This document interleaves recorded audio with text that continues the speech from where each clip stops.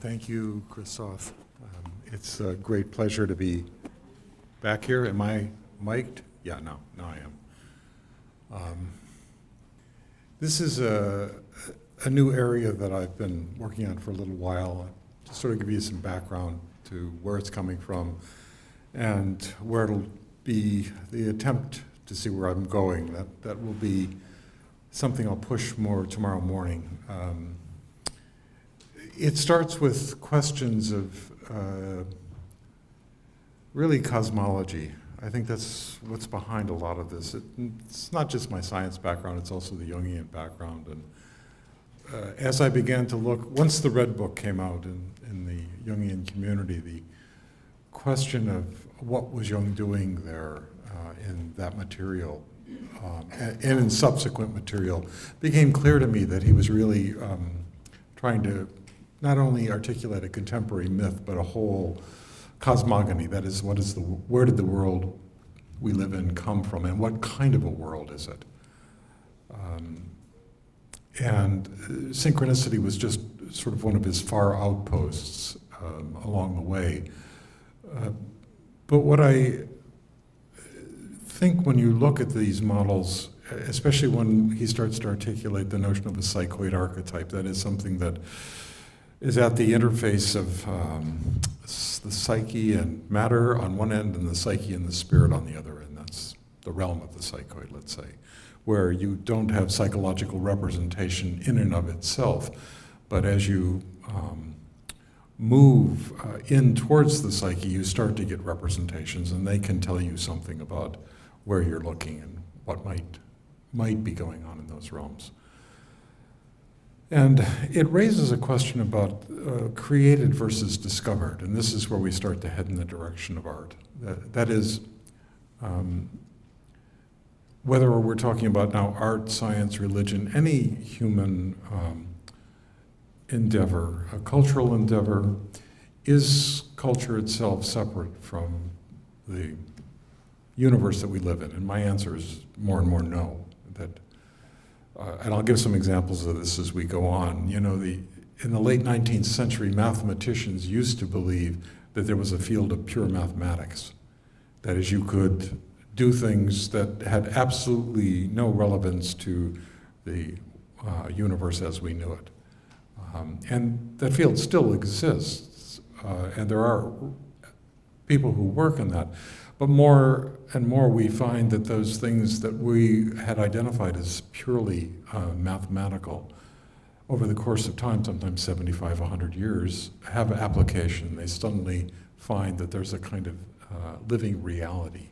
And the question then becomes, what kind of universe do we live in? Can we think outside of our universe, or is in fact, whatever our thoughts are, a reflection of the fundamental substance of the world that we are a part of? We're not even in it, embedded in it, but we are absolutely no different from it. So this is going to get us into theological questions as well, obviously. Tomorrow, what I'll try to do is to talk about things like dark energy and dark matter and how they're relevant for psychological inquiry. But for tonight, what I'd like to do is pick up this question about the interface between the subjective and the objective. That is, ways of knowing. And is there such a thing as creative action? And how is that different from discovery? Or are those two ultimately the same thing? D.W. Winnicott, the great British psychoanalyst, pushed on those boundaries in his own work on transitional objects and transitional phenomena. When he explored those, he was looking at the interface that where those two realms interpenetrate, and you can't quite separate those. That was still within the realm of the psychological. Here, we would be looking at the realm of matter and spirit, where those questions get raised about discovery and about creation. So the first thing I'd like to talk about was and what got me rolling on this to begin with was an article in the New York Times. This was back 2007. And in their science section, they ran an article that was called In medieval architecture, signs of advanced math. Not necessarily a terribly sexy title to start with. However, it made some remarkable claims. And they used some primary scientific literature. This was a guy named John Noble Wilford, who's still a regular contributor. And he commented on how Islamic designers had made breakthroughs in geometric patterning using tiling, this sort of tiling like floor tiling and so forth, on the walls and ceilings of mosques in the 13th century. There were some breakthroughs. Now, what's interesting when you start to look at that material, the kind of geometric patterns that they were talking about can't be reproduced using a compass and protractor and these kind of simple geometric tools that we all learned. This kind of simple Euclidean ideas don't translate. And of course, one of the questions is, how is this conceived? I mean, these people were able to conceive and to operate and to bring forward these kind of patterns in a way that was very concrete and on the, you could view it on the walls, and yet it opened up something much larger. So it starts with the concept of tessellation, and that's actually a fairly simple concept. This is basically tiling. It's when a shape gets repeated over and over across a plane without any gaps. So there's kind of simple tessellation patterns, hexagons. I mean, if you look at bathroom tiling, especially starting in around the 1930s in the US, you'll recognize a lot of tessellation patterns. These are common. And these are the most regular sorts of patterns. They get a little more complicated. You go into these kinds of things where you mix up your, kinds of geometric forms, put 2 or 3 different kinds, octagons, squares, and hexagons, and so forth. And you get these kind of more ornamental designs that start to flourish. Some of them, you can see they become, increasingly complex. And then just the last one, I'm not going to go through all of this, but you can see that there's a kind of systematic evolution into ever-increasing forms of complex kinds of patterns.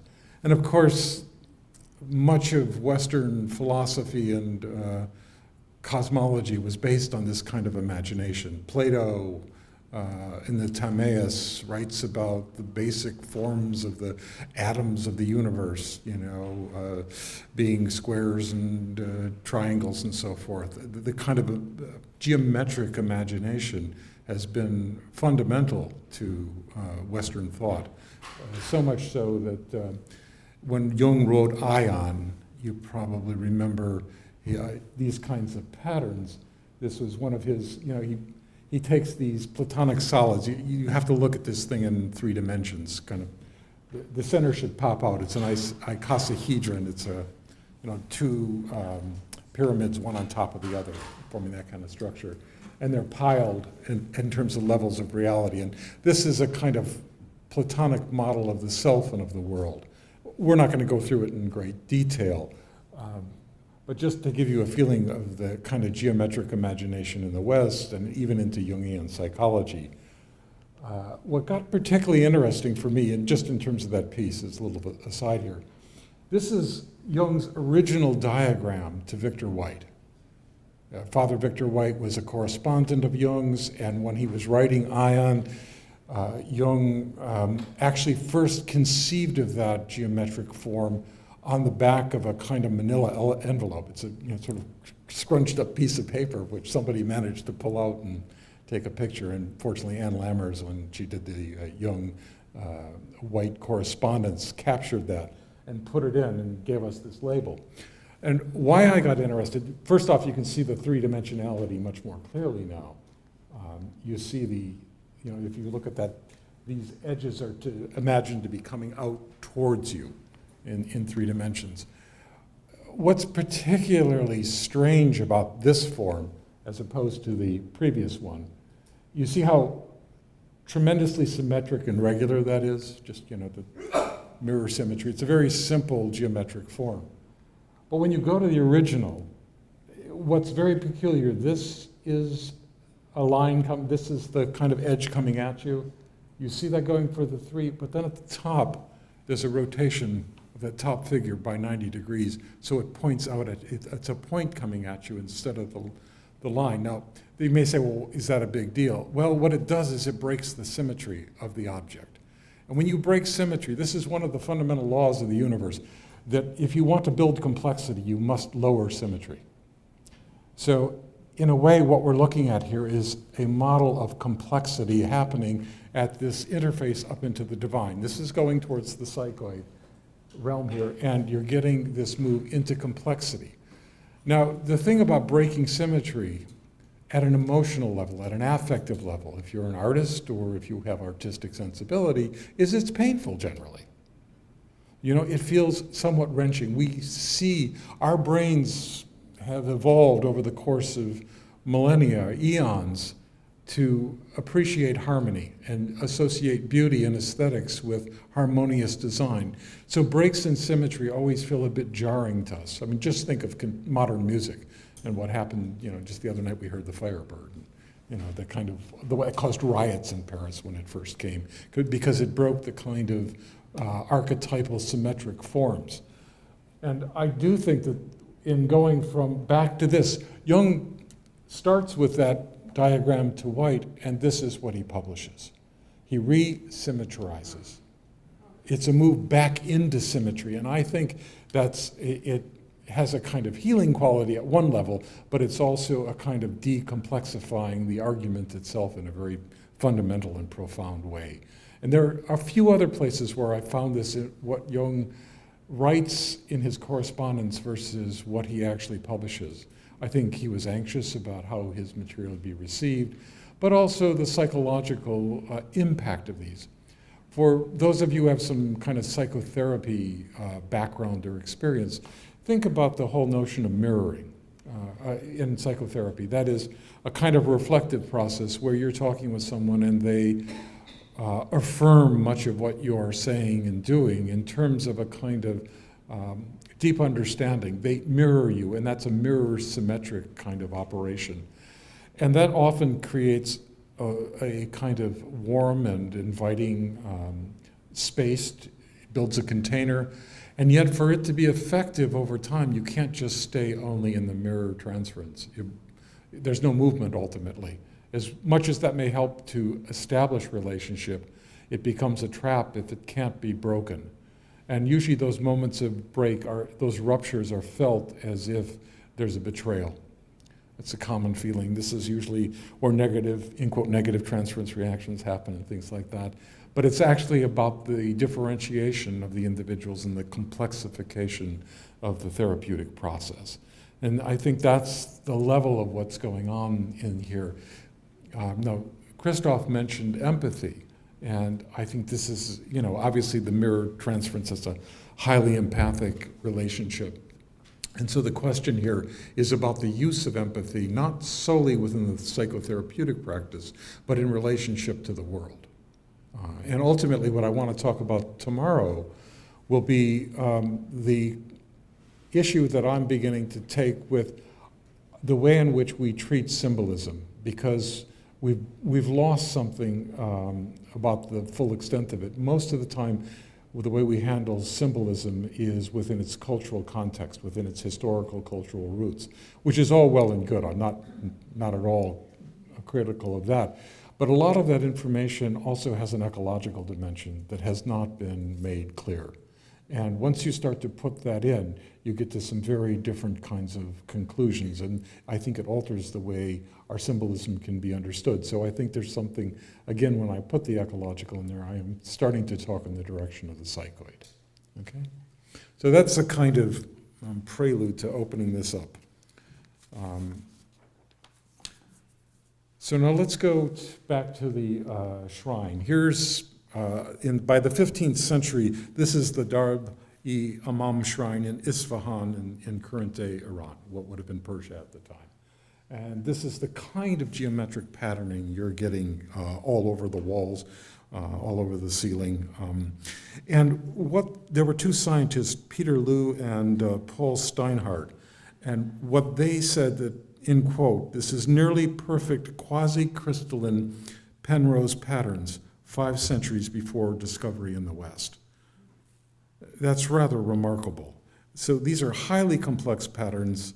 They're ordered, but they're not repeating. In the technical language, they're aperiodic. They don't, even though they look very similar, when you start to actually try to slide things around in that kind of tessellation way, you don't get complete reproduction.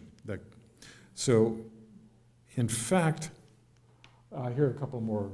This is more inside of the shrine, just to give you a sense of the kind of visual complexity and the kind of patterning here that you can see on these lines are part of the way they describe the way the tiling complexity evolves. So now, what do they mean by Penrose tiling? Well, Roger Penrose is a cosmologist from the UK, and this is the kind of tiling that he discovered mathematically. This is a kind of mathematical model he built. And this is a representation, and when you first look at it, your feeling is immediately that it's aesthetically pleasing, that it has some kind of symmetric quality. But when you actually look very carefully, say that you start here and you look to reproduce that pattern, well, you slide over here and no, the things that are adjacent don't all match over. You cannot slide something one on top of the other. What you do get is a series of concentric rings that keep expanding out. And in fact, these kinds of patterns go to infinity without ever repeating. They expand all the way to, and this is what's in the shrine, in this Islamic shrine of the 15th century, patterns that go to infinity. So you can see the notion of the divine and the ideas of the infinite being brought in through these sort of simple geometric, in one way, simple I mean because they're sort of on a flat surface, not necessarily three-dimensional, in terms of the complexity that's being built. And there are now even more interesting challenges that we'll come to in a little bit about these kinds of patterns. So these Penrose patterns help to explain what were called quasi-crystals. These which give you this kind of long-range order, but no, they're not periodic, they don't repeat themselves. But they have this feeling of self-similarity. Now, in 2011, a man named Daniel Schachman, won the Nobel Prize in Chemistry for his work on quasi-crystals in 1982, that is, things that have this kind of structure.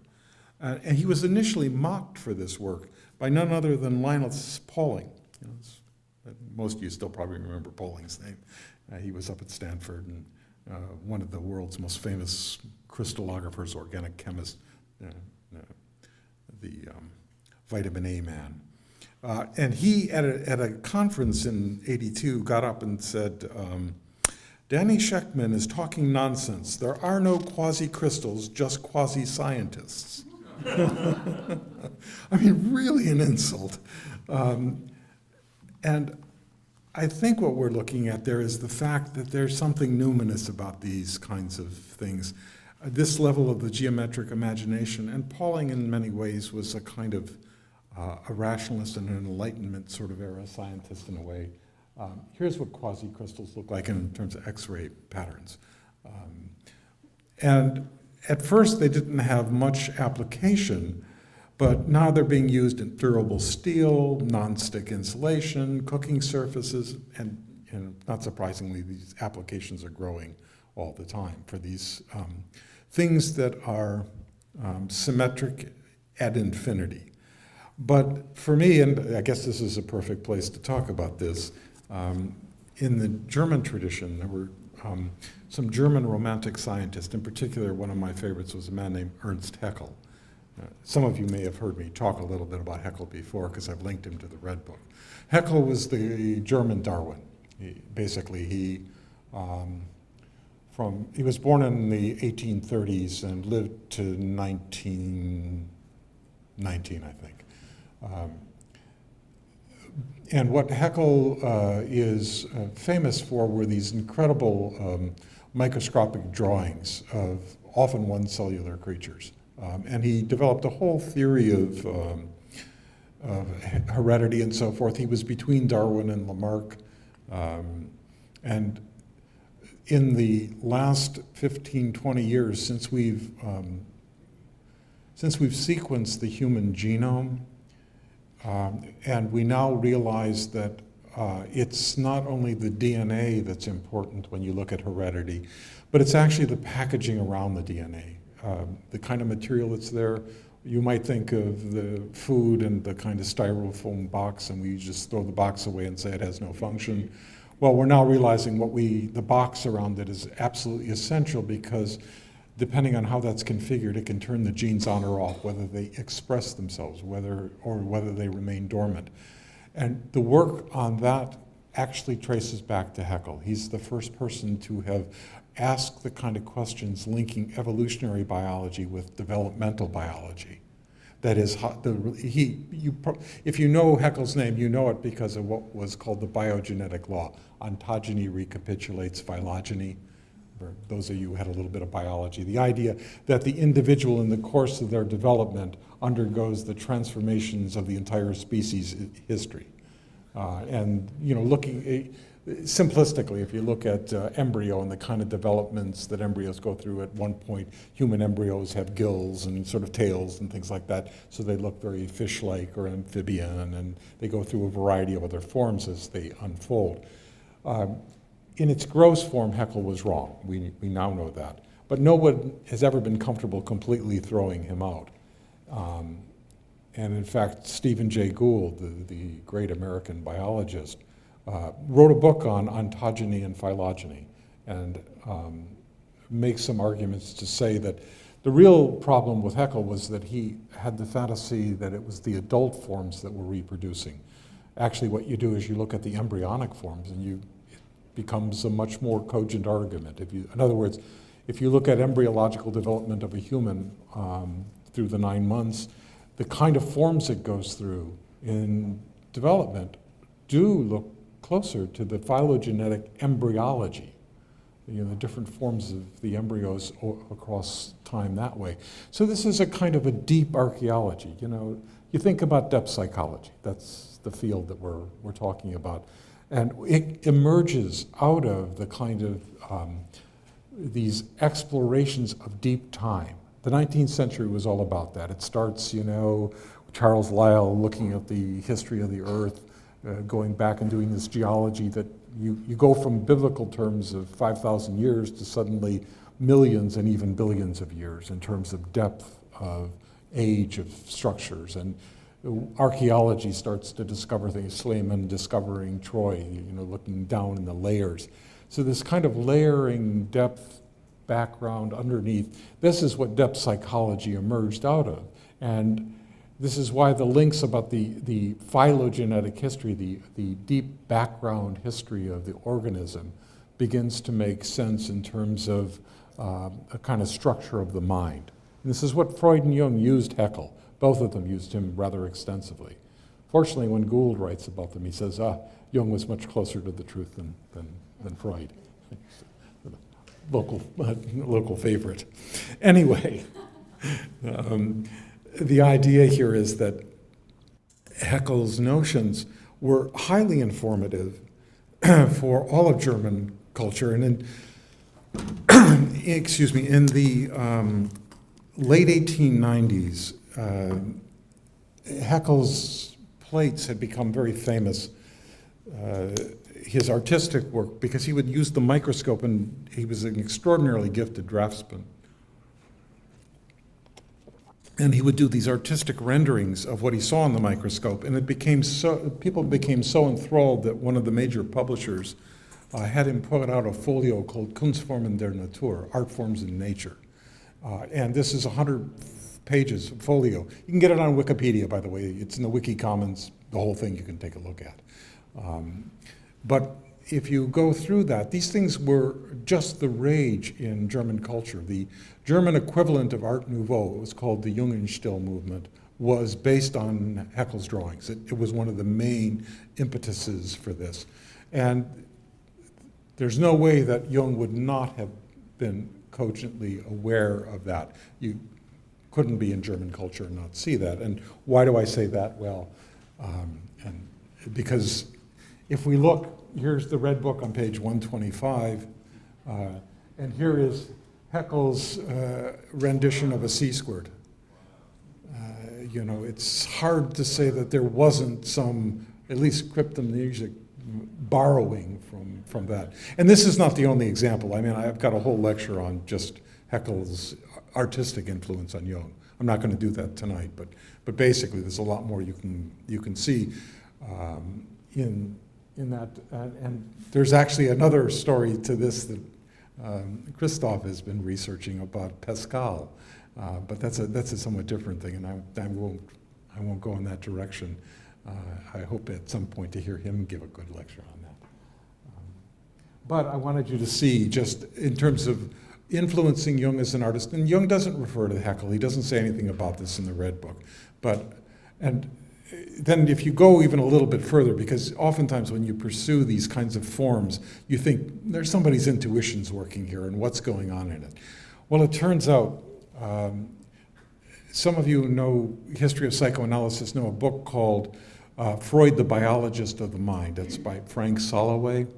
And in that book, Soloway talks about this form. He doesn't talk about Haeckel, but he talks about this form here, the juvenile form of the C-squirt.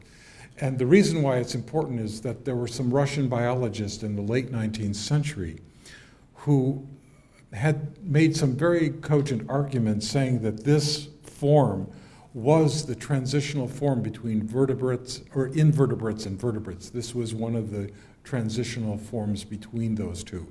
And why is that important? Well, I think implicitly, if you look at what Jung's doing, is he's putting that kind of imagery over as a link between heaven and earth in a kind of transcendent function sort of way. And as he's doing that, I don't think he's number one just literally copying Haeckel, even if you were aware of it. I think he's mythologizing science. He's taking what may have been a scientific argument and beginning to show a kind of a deeper psychomythological kind of relevance for that, a kind of this link between, you know, the ordinary world and the world of the spirit. Again, we're moving in the directions of the psychoid here. Now, in talking about Haeckel in this work here, Haeckel also, in his last book, it was called Crystal Souls. And why that's important, and Jung didn't do as much with this, but Crystal Souls were his work on these quasi-crystals, the things that I've been talking about, the Penrose forms and the kind of crystalline, these what are called quasi-crystalline forms. These came up in the, and this is from a scientist named Stephen Hyde. I'll just read you what he said. Liquid crystals were first observed in a class of cholesterol-based organic molecules that were extracted from plants by the German chemist Reitzner in about 1880. With the help of physicist Lehmann, he had discovered cholesteric liquid crystals. Here's what's important. So dramatic and lifelike were the writhing figures visible in the optical microscope during the melting process that the eminent scientist Ernst Haeckel wrote a book called Crystal Souls, Studies of Inorganic Life.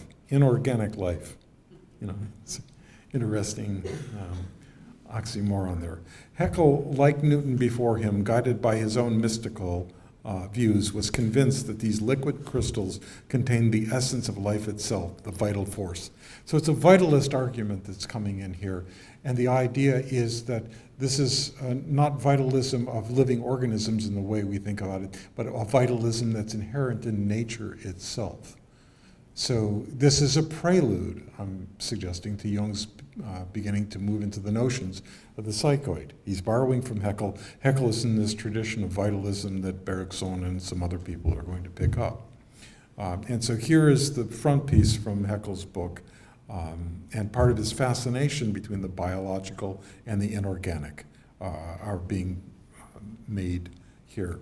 So now to finish up this portion, let's talk about the Islamic geometric patterns. We'll come back to that in this liquid crystal business. They are, as I said, they're capable of this link between the intuition of the infinite and what can be represented. There's a question here, is there an objective capacity to empathy? I mean, is empathy not just a human psychological function that you can kind of know about the mind of the other? Is it solely mental, or is it something, or does it imply a kind of mentality to the entire universe, and therefore using one's own mentality as a way of engaging with some level of consciousness that's outside of our normal, ordinary kinds of ways of accessing knowledge. And here I'm going to argue for that. There are parallels with the ancient Egyptians, the ancient Greeks. Even the notion of temenos as a sacred space is usually set up through geometric ordering, mandalas, what have you. I'm going to skip over some of this stuff. As I mentioned about Plato, God geometrizes continuously. And then as we go forward in time, just in the Western tradition, here's Kepler and his Mysterium and Cosmographium, this kind of model of the universe as it was envisioned. We'd say the solar system now, but it was the way the universe was configured. It's Platonic solid inside a Platonic solid. That was the kind of imagining to the fundamental structure of reality. So again, this is the kind of deeper imagination that we sometimes are in and trapped in, I think, in the West.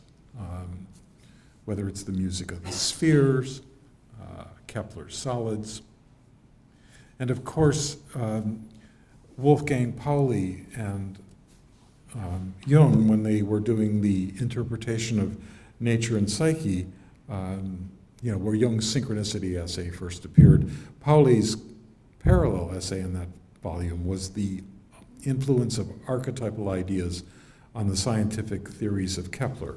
And he drew upon his understanding of Kepler's arguments in this Mysterium, this piece here, in Kepler's debates against Robert Flood, the great magus of Queen Elizabeth.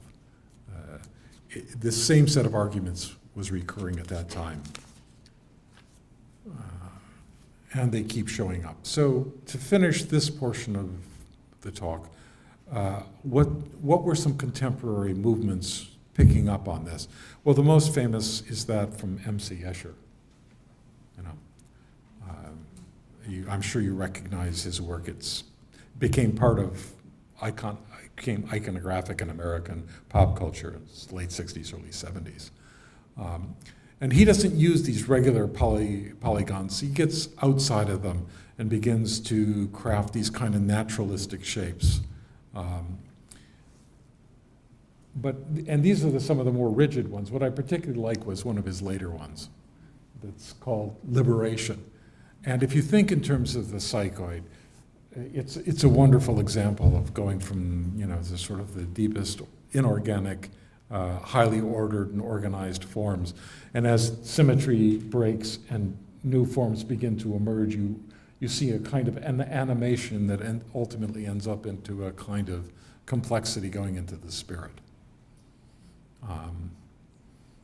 And so I think, in a way, Escher's trying to liberate his own imagination during this whole process of his play with these forms. But where does he get his ideas from? Well, it turns out that this goes back to the Islamic tiling business again, because he made 2 visits to the Alhambra. Do I have a picture of the Alhambra? Is this the next one? Yeah. Good. Okay. So some of you have been there. In Sevilla in southern Spain, you can, the Granada. It's outside of Granada. And Escher went there twice, once in 1922 when he was 24 years old, and again in 36. And tomorrow I'll show a YouTube clip by a mathematician, Marcus de Sautoy, who talks about some of the discoveries that Sautoy himself makes. He goes through the Alhambra, and as he goes through, he starts, because he's a mathematician with a geometric imagination, if you look at the possibilities for tiling on a flat plane in terms of how many different kinds of symmetric patterns can you create, there are 22 basic forms. And he goes through the Alhambra and he's able to identify all 22 forms. And that's really rather remarkable. So that's it's a 13th century, 14th century building. And what you've got is a complete understanding, a complete articulation of the geometric possibilities within a kind of format being articulated by these craftspeople. And so and clearly their imagination is linked to the divine. We'll get back to that question in a little bit. But Escher himself was quite taken by his experiences, and I had a couple of quotes from him. So this is from a book of his called Periodic Space Filling from '58. Periodic drawings are not merely a nervous tic, a habit, or a hobby. They are not subjective, they are objective. This is Escher's words. And I cannot accept, with the best will in the world, that something so obvious and ready to hand as giving a recognizable form, meaning, function, and purpose to the figures that fill each other out should never have come into the head of anyone other than me. For once one has crossed over the threshold of the early stages of this activity, it takes on more worth than any other form of decorative art.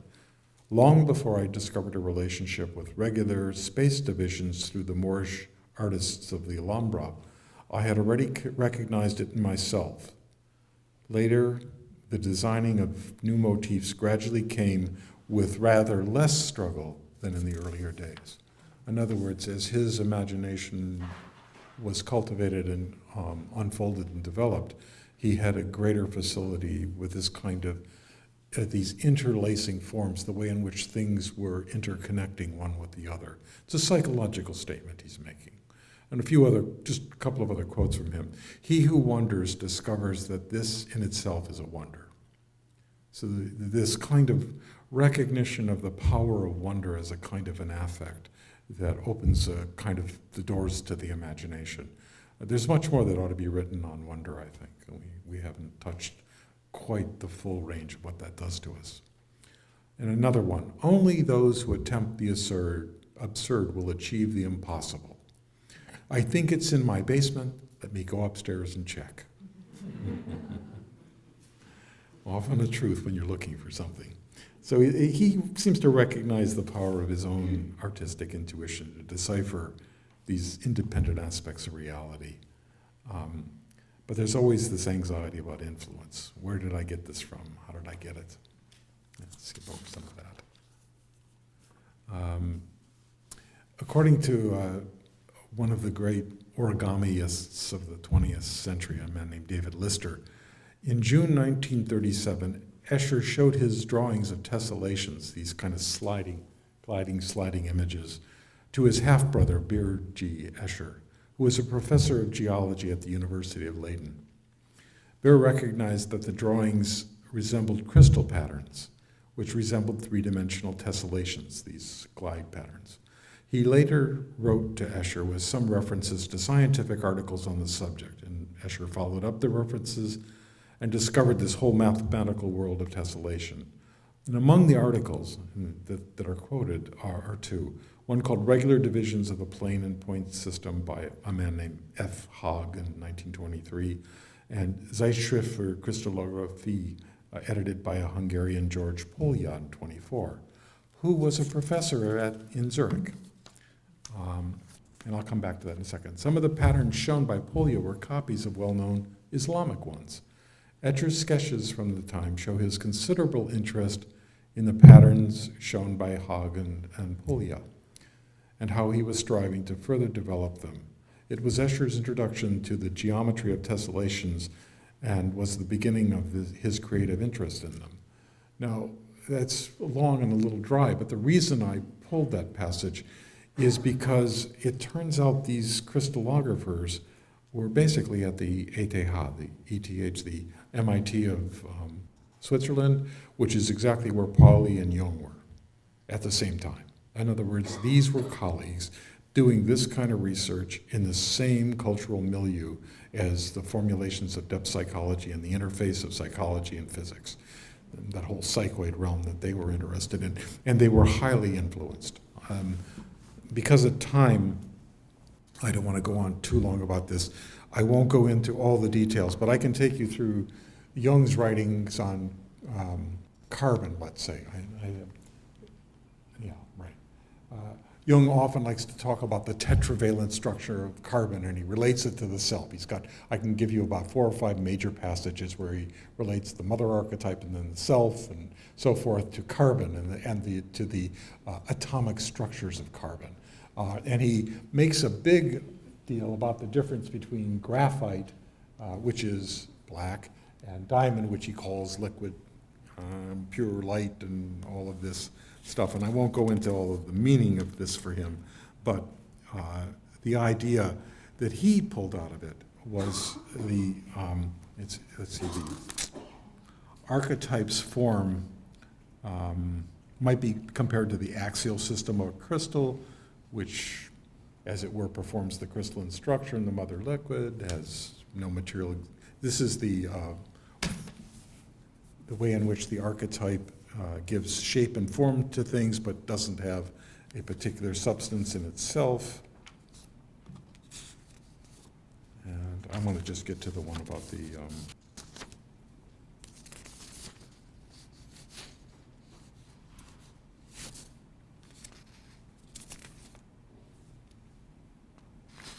sorry. Yeah, here it is. Now, as I can hardly refrain from making a curious sport of nature that the chief chemical constituent of the physical organism is carbon, which is characterized by 4 valencies. Also, it's well known that the diamond is carbon crystal. Carbon is black, gold, graphite, but diamond is purest water. And then he goes on to say, and here I think this is interesting, to draw such an analogy would be a lamentable piece of intellectual bad taste, were the phenomena of form merely a poetic conceit on the part of consciousness, or the conscious mind, and not a spontaneous product of the objective psyche, end of quote. In other words, he's saying that that kind of understanding of the forms of carbon in the way they manifest in the world actually reflect a much deeper structure in the nature of reality, and that this itself points to something about the objective nature of the psyche. So when he's using this, he's borrowing from these same people that I just mentioned, the same people that Escher's drawing from. So we've got this artistic intuition going in a very deep way to creating these kind of these sort of patterns of design that on the surface you could say, well, it's just design, it's wallpaper. And yet at the same time, that surface design is reflecting a fundamental knowledge about the structures of reality, which is what Jung is using to talk about archetypal form. Okay, so I think what I will do is now I'm going to switch over to the last part of what I'll talk about for this evening, and then we'll have a break and then some questions.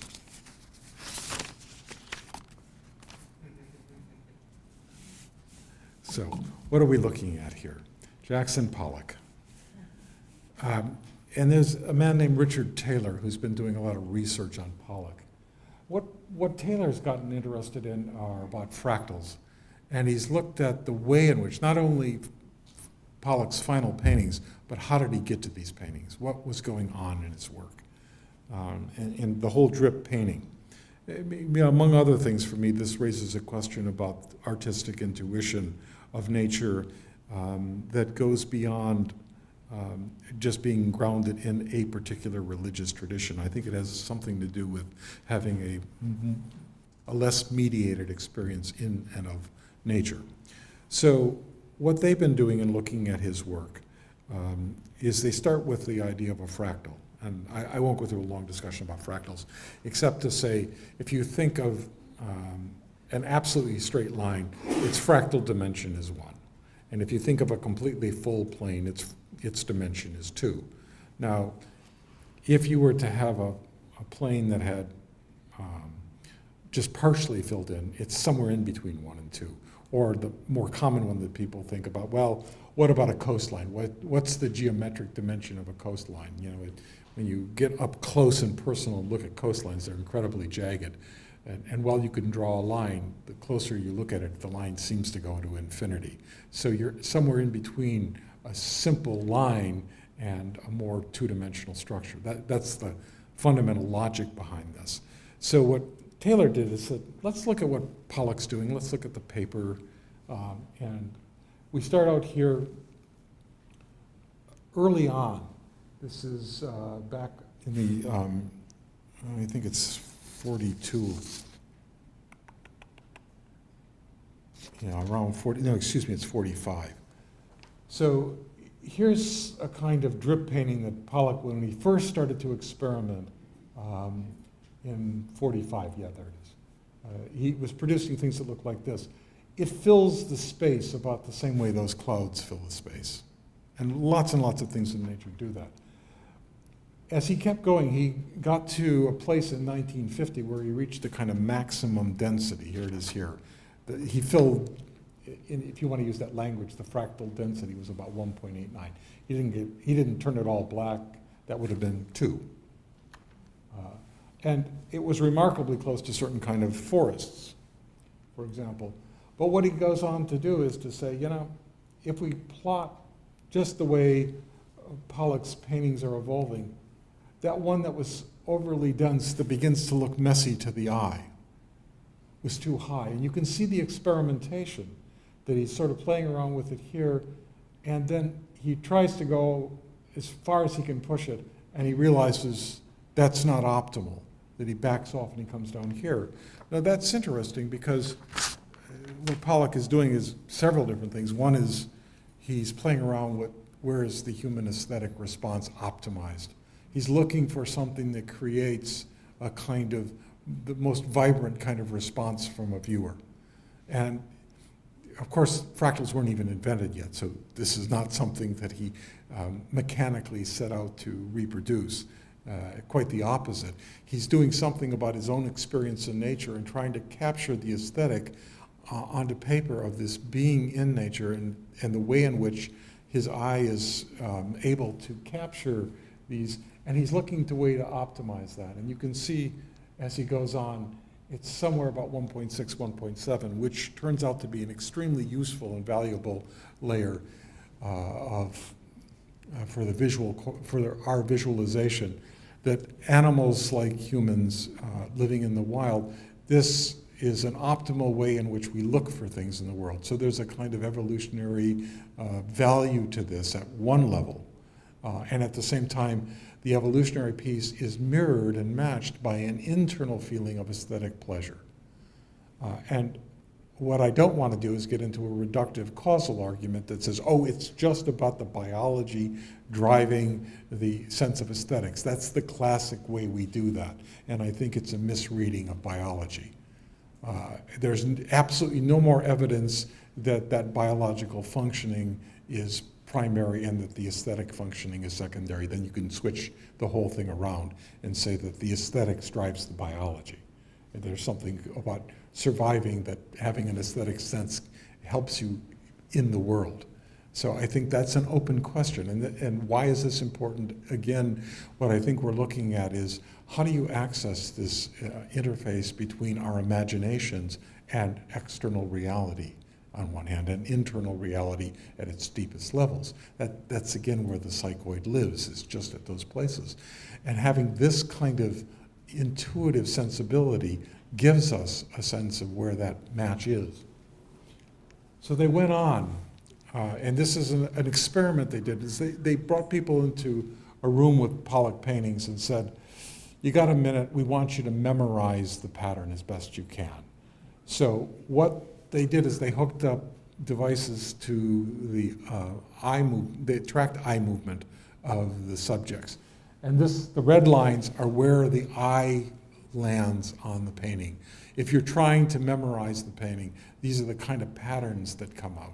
It gives you a feeling for the way in which, and this all happens well outside of consciousness. This is not a conscious, oh, what's the best strategy I can come up with to memorize this rather complex image.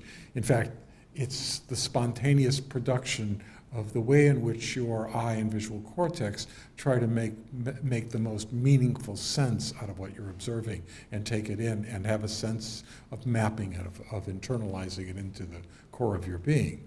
And what's remarkable is the kind of patterning reflects something about the inherent structure of the actual artwork itself.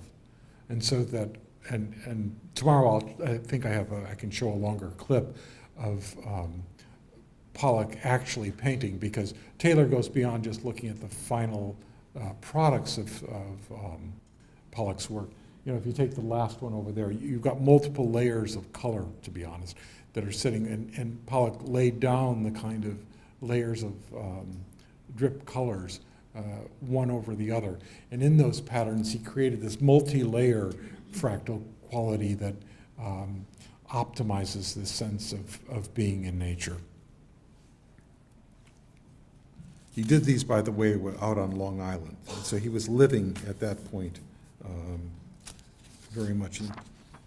So what they say, things like, the observer was instructed here to memorize the observed pattern in order to induce the search activity. The observation period lasted about 60 seconds, and the values they get here, the D value, the fractal value density, was 1.11, 1.66, and 1.89 up through there, which match the images exactly. And that the value of about 1.6, 1.7 is genuinely optimal for where human eye movement is the most effective in nature. In fact, these people went on, it was a rather clever piece of forensic art history work. They had somebody had found a painting that was claimed to be a Pollock original, and they did this fractal analysis on it, and it was off. And it turns out when the detective work was done, it was in fact a fake. In other words, you can make things that kind of look like that, but when you go in, there was something going on for Pollock that he was actually able to get this right on the money. I mean, and he certainly was not consciously trying to do that. That's not the point. You know, this was a kind of internal feeling that was that attuned to nature that he was able to bring the internal world and the external world into a kind of harmony at that level that is quite extraordinary. We can also think of for me, when we talk about this aesthetic business, this is Adolf Portman. He was one of the speakers at Eranos over the years, and he talked about the sense of beauty. In fact, Jim Hillman picked up a lot of his work. But Portman would ask things like, you know, the peacock's tail, is it solely about sexual attraction and, you know, serving all of these things, or is the beauty got its own value in nature? Does it have its own inherent sense of importance and meaning for creatures in the world? And so the last couple of things I'll show, here's another one of Pollock's. And this, what I liked was the way he named these. They often had a number, and they often had a season. And when you think about number and archetype from a kind of deep perspective, when Jung, very late in his life, began to talk about the kind of most fundamental expressions of archetypes would be the numbers. Not just numerical things, but kind of the way in which number holds a truth about the level of existence. And I think that's where we're getting a hint here. It's pointing in that direction.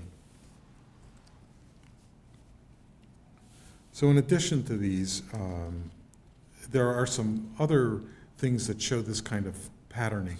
The rock garden at Ryoanji in Japan, Da Vinci's sketch, The Deluge, Hokusai's woodcut, The Great Wave, Gothic cathedrals, Eiffel's Tower, Frank Lloyd Wright's Palmer House, and on and on. You see this kind of evolution of this kind of production in art throughout the course of this. And I'll show you a YouTube tomorrow by on several of these kinds of works. I have one on Pollock and his operations. Rothko is another. The Rothko Chapel in Houston is another example of these kinds of things. And here, one of the things that Rothko seems to be able to do in terms of capturing truth in what seem like simple forms. These, often they're just two colors in some kind of subtle dialectic tension with one another. And one of the things that Rothko had, and some of the people, and I'll confess to this in myself, have a certain amount of synesthesia around these things. So the first time I went to the Tate Modern and saw a Rothko connection, I was sort of stunned because I started hearing organ music. I mean, just out of nowhere, I looked at it and so these deep bass notes, just sort of, and then, and I got very curious, what was that? I didn't think it was a psychotic moment. I seemed pretty oriented outside of that odd sound that I was hearing. And, did it happen externally? Well, no. I mean, it happened in the imagination, but I had a sense there was an organic trigger in that. And then I read Breslin's book on Rothko and found out that, in fact, this synesthetic dimension was something that Rothko was capturing. He was aware of that. And some people think there's some brain neurology, if you're interested in that kind of question, about this junction with the TPO junction, the temporal, the parietal, and the occipital lobe, where they all come together. There's a set of neurons that can link them. And if you get too much crossing, you start to get these domains that cross one over into the other. So you see numbers as having colors associated with them. Certain kinds of images have sounds and so forth. That's the kind of neurophysiological base of synesthesia. But I think when you look at its artistic history, you see that it, in fact, is maybe a gateway to something far more than just a neurophysiological effect, that we're really looking at something that opens up into a deeper question. I think what we should do probably is, let's wrap up here. There's one more little piece I can bring after the break, but I'd like to also have a chance to have some questions and dialogue. So that's kind of just an outline of some of the directions where this thinking is going. Okay, thanks.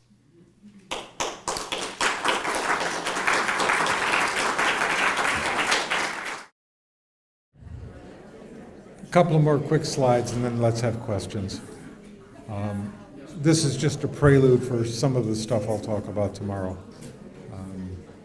First, there's someone with a birthday in the audience, Vicky. Oh, we got two birthdays. And I'm mentioning Vicky and her birthday because this image that was actually associated with this is an image, of course, from Van Gogh, The Starry Night. But what he captures, and I'll talk about this tomorrow and I'll have a video on it to show you. What Van Gogh has captured here that contemporary physicists are now beginning to recognize is this is a visual representation of states of turbulence, whether it's in a fluid or air or what have you, that is extraordinary in its representation. It's extremely difficult to capture it in a kind of essential form.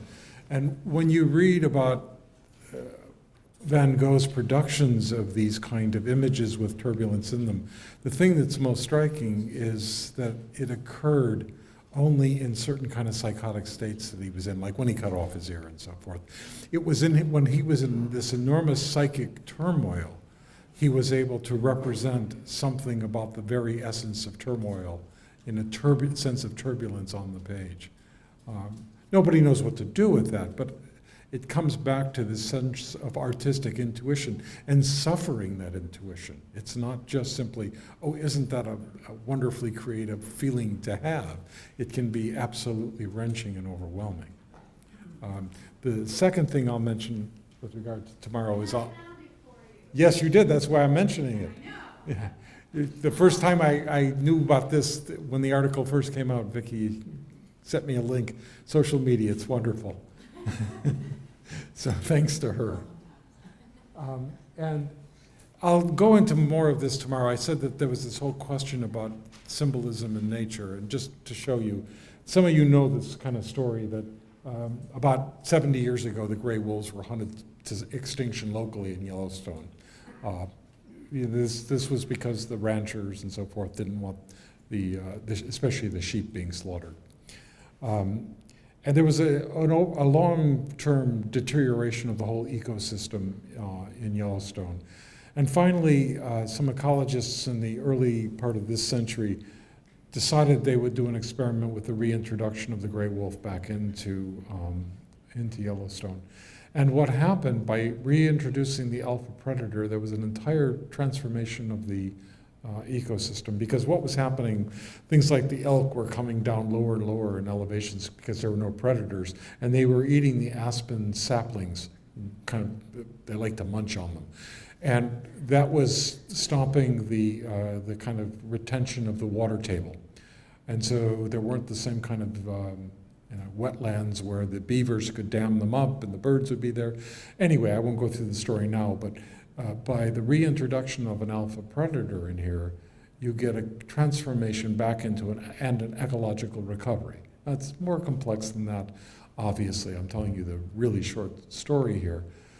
But the idea is, if you take your best symbol dictionaries or your best amplifications of wolves, and generally they're these sort of, they're given demonic form, almost always. Little Red Riding Hood on. And the idea here is that our symbolic forms often have kind of cultural anxieties based on our experience of fear of nature, let's say. Very legitimate. I mean, again, I'm not being a critic of that. I'm saying, though, now is that we are understanding complex systems more fully and are beginning to appreciate this layer of complexity. I think our symbol system, so if we take, for example, the image of a wolf in a dream, that your cultural understanding through the kind of iconography and, the imagery and the way that imagery has been used gives you a very useful human understanding at an amplificatory level. But what do you do with the kind of inherent knowledge that might be there about the ecology of that creature and where it fits into the ecology of the psyche? I think that's a layer of this kind of material that could be reintroduced. Sometimes it will be in support, and I'll give some examples where it's in support of the imagery that's already there. Sometimes it challenges or broadens or brings in dimensions that are not there. And so that'll be another part of where the psychoid, in my mind, becomes a significant consideration for our view of, we call an ecology of mind now, not just simply an ecology of nature, but the way our minds are part of nature and the way in which there's a kind of knowledge of the systems we live in that needs to be considered. So that's part of the psychology piece of that. The last thing I'll say, and then let's have some discussion, is that the approach that I'm taking here is something that I'll amplify tomorrow. It's rhizomatic. Rhizomes are these plants that, they have things that go on above ground, say aspen trees again, or lotuses or what have you. You get something that flowers, but underground you get all of this interconnection that goes on. And it's hidden in secret, and yet it links things together. It weaves them into a much larger kind of thing. And there are now some studies about the way forests think, actually. They have a kind of capacity to function as macro entities. And I want to talk about that tomorrow and what that means. So the style of lecturing that I'm doing, I'm not trying to do it deliberately, but I don't know how else to do it, is rhizomatic. In other words, you're going to find me roaming around a bunch of different things. And I apologize, it's a little bit incoherent sometimes, but the point is not just to land here and there and the other, but to try to create something that has its own self-organizing qualities. So I'm really grateful for you bearing with that kind of peregrination. So with that, let me stop and let me open it up for whatever you'd like to talk about. Okay, I feel like I'm a newcomer in your way of discussing. So my simple question is, what do you mean by ecology of the psyche? Simple question. Yeah. What do I mean by the ecology of the psyche? Well, let me start with a couple of simple things and point to where it goes. For example, the figures in your dreams. Let's just start with your own personal dreams. If you collect them up over a series of time, there will be, say, a lexicon of figures, people in your life and so forth, that you start to quickly recognize that you're looking at a network. What ecologies are, ecologies, I guess I should back up there. Ecology means sort of the house in which we live, all of the things that are included, including the things that we normally don't pay attention to, that we're unconscious of. It's the whole network of interactions that we're embedded in. So we'll talk about networks tomorrow. And so when we look, say, at a dream, and we look at the dream ego, we usually look at 2 or 3 interactions that seem the most psychologically pertinent or relevant. We often don't look at the whole context in the surround. And one of the things that Jung was particularly adroit at, and I think some of the Jungian psychology has to offer, is a way of entering those images in a richer and more complex way. Things like paying attention to colors, textures, times of day, the amount of moisture, what have you, the different figures in the dream, the networks that those people bring in. And that starts to form the beginnings of an ecological system in which we find ourselves living in. Okay, what I'm not getting is that, I mean, I'm not foreign to dream interpretation. Okay. What I'm not getting at is, are you adding something or a different dimension into how Jung understood dreams or analyzed dreams? In his collected work, I don't read the word ecology. I'm just confused. Yeah, no, he doesn't use the term ecology. I mean, that's absolutely correct. What you can find in Jung is the beginnings of systemic thinking. You can really track this, that Jung is just the notion of amplification. Let's take that. That you start with a dream element and you make all the associations, all the linkages to that you can. And then when you've depleted those, you start looking at cultural linkages. So you're building a network out further and further. And those networks are fundamentally ecological in their basic nature. That's what networks are. They have an ecology. An ecology is the way in which things are interconnected. That's what it fundamentally means. The term, by the way, goes back to Ernst Haeckel. He's the first person who coined the term ecology, meaning, from the Greek terms for house and, the sort of study of the house, the living in the house, and everything that was involved in it. And what I'm suggesting is that the typical symbolic ways that we have approached dreams from a Jungian perspective have a limited ecology. They have been within certain kinds of symbol systems, primarily Western European symbol systems, in the way in which those have been defined. So if I go, even at that level, if I start to go, say, to China, because I travel a lot to China, if I try to import that symbol system, I run into a lot of trouble because things don't quite mean the same thing. There are cultural references that don't make any sense. So I have to learn something about the ecological system I'm in. What are the stories? What are the narratives? So I understand the connectedness of the imagery. That itself that's an ecological move. And then if I start to take in what I'm talking about here today, if I look for forms and kinds of knowledge about these things, amplifications that are not simply the standard classical cultural terms, but say they're biological terms, or they're terms that have to do with the way in which things interact to create something new that you can't see before.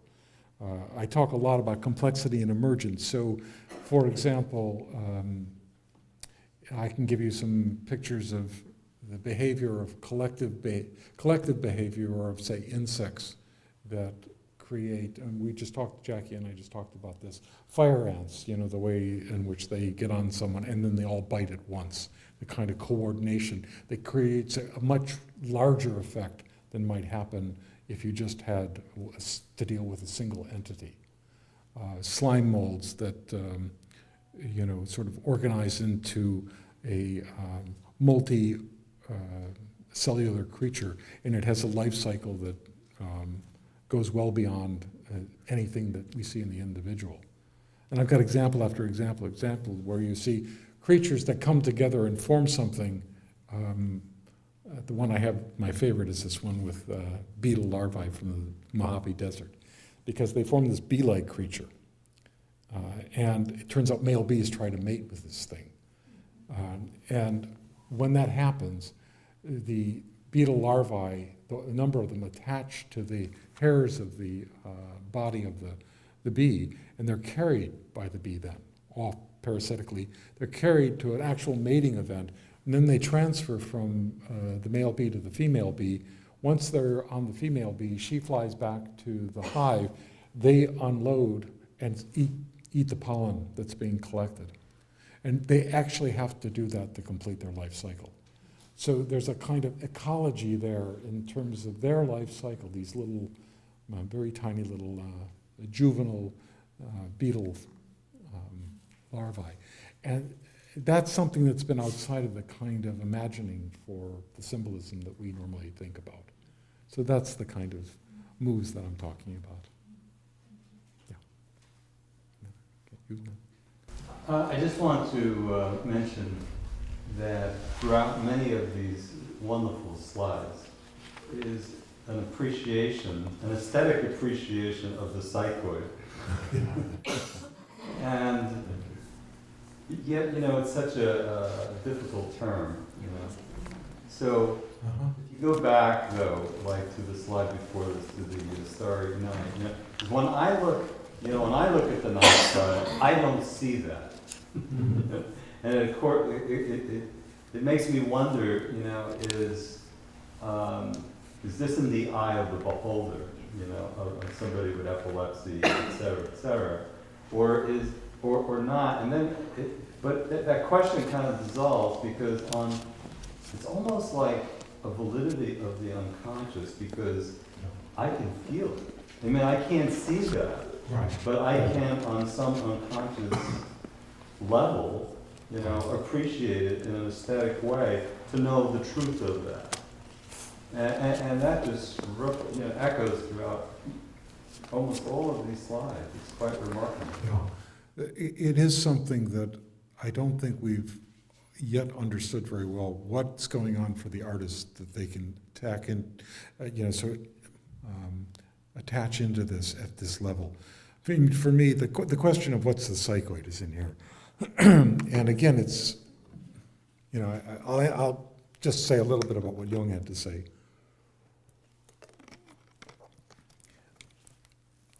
When he started to do this whole thing on synchronicity, meaningful coincidences where there's no fundamental connection, you can't figure out, there's no causal link between things. I can give you lots of examples of this kind of stuff. But when you have those where you suddenly think something and something happens and you go, oh my God, those two things resonate, but you know, I'm not psychotic and I didn't create that. I know better than that kind of thing. But there's a resonance that's going on. He's trying to describe, well, how is that possible? What must be the fundamental nature of reality that kind of phenomena, it exists, it's observable. Almost everyone I've ever talked to has examples of this. You know, I've been invited by psychoanalytic colleagues to talk about this, and they're usually quite careful about Jung, and this is always seen as sort of the mystical side of things. But in close conversation, it comes up that everybody has it in their practice. Anybody who works in any real depth has bumped into these kind of experiences, and often repeatedly. And sometimes they cluster, and we don't know quite what to do with them. But if they're true, then the question is, what kind of world must it be? It means that there's something about the nature of the psyche that doesn't stop just with the internal world of one. That subjective internal world that we have some access to, conscious and unconscious, must also at some level more deeply be part of and blend into the rest of what we think is inanimate. It begins to change our relationship to that kind of inanimate world. And what I'm suggesting is that most of us need things at a fairly high level of representation before we imagine it. But I think people like Pollock, people like these stylists, people like Van Gogh in certain states of mind can get a lot closer to that nature of reality, to this, in quote, objective layer, that they're able to form representations closer to it. I don't think they're there. I don't think just by the way we formulate the psychoid, I don't think it's imaginable in and of itself. But how far are you from it? You know, this is a more differentiated questioning. It's about lensing towards it. Instead of being there and achieving it, which I don't believe, the question is then, are there certain, my argument, this is what I'm offering you as an argument tonight, that it seems to me I can come up with a collection of artists, and these are by far not the only ones, who seem to repeatedly be able to do this. I could also give you a list of mathematicians. It just would feel a lot more esoteric and difficult to grasp. But I can show you a bunch of them who've done some things that, you know, again, they seem to tap into something they don't even know about. And they go, oh my God, how did I get to that? There's a film, The Man Who Knew Infinity. It recently came out about Ramanujan, this Indian mathematician. And he, you know, Hardy, the British mathematician who brought him from India, was always frustrated. He was always trying to get him to prove his ideas. And you know, Ramanujan just would push it off and say, you know, this isn't about proving for me. This is about my direct experience. I'm writing down what I'm experiencing. I don't want to sit here and belabor trying to prove why it's true. It's just what I see. And that was part of the tension, and I think it's one of the east-west tensions we can look at about how reality is experienced. I think a number of these artists are right at that interface, quite honestly, and that's part of why it's interesting for us. I'm just not familiar with the term psychoid. Can you just define it? Yeah, quasi-psychic. In other words, hypnoid means like hypnosis, almost like it, but not quite. So psychoid it means it has qualities like the psyche, but it's not really psyche. Jung talked about it more in terms of psychosomatic stuff, you know, reflex actions in the body and so forth. That those would be, they seem to have a psychological quality, but there was no way consciousness was in any way controlling those. So he would talk about that layer as psychoid. And his diagrams would say, well, you know, that goes down into the deepest layers. So when you look at something like those liquid crystals that are crystal souls that Haeckel had, he's looking at material that when you look at it on the surface, when you examine it, it looks like it's a crystalline structure. But when you start to heat it up a little bit, it starts to behave it starts to look like it's animating, not just melting, but it's starting to move around in ways that give it a feeling of being alive. And that's because it's not such nice little neat, you know, Platonic-like forms. It's more complex forms, and they have these other capacities. But what he was after is, what are the origins of life? And by the way, folks, that's a really interesting and big question. All these years of Darwinian understanding, we know about natural selection. It's a very good description of a lot of biological life, but it doesn't at all get you past the gap of what's the origin of life. The people who've done the most research on that kind of thing from a scientific perspective repeatedly come up with the kind of notions that life comes into being at the edge of order and chaos. That's where things can self-organize. And it's a fascinating idea, the idea of being at the edge of order and chaos, where things really start to organize and animate. Certainly, as a sort of a psychologist thinking about that, I mean, some of the most enlivening moments in a therapeutic process are right at that edge of order and chaos. That's where things can begin to emerge that you might not otherwise have access to. They might be frozen up in one way or another, or just too dispersed. Yes? I would like to know, how did you discover synchronicity? Incident in his life? Or parallels? Well, I'll tell some of this story. It's a great question. What's the best simplistic definition of synchronicity, if there is one? Yeah. The question is, how did Jung come upon the notion of synchronicity? What's the easiest, more straightforward definition of synchronicity? Meaningful chance. Yeah, meaningful coincidence, and the idea was not only things were coincident, but that they had a deeper underlying meaning that connected them. What I'll talk about at more length tomorrow, I'm very interested in this question.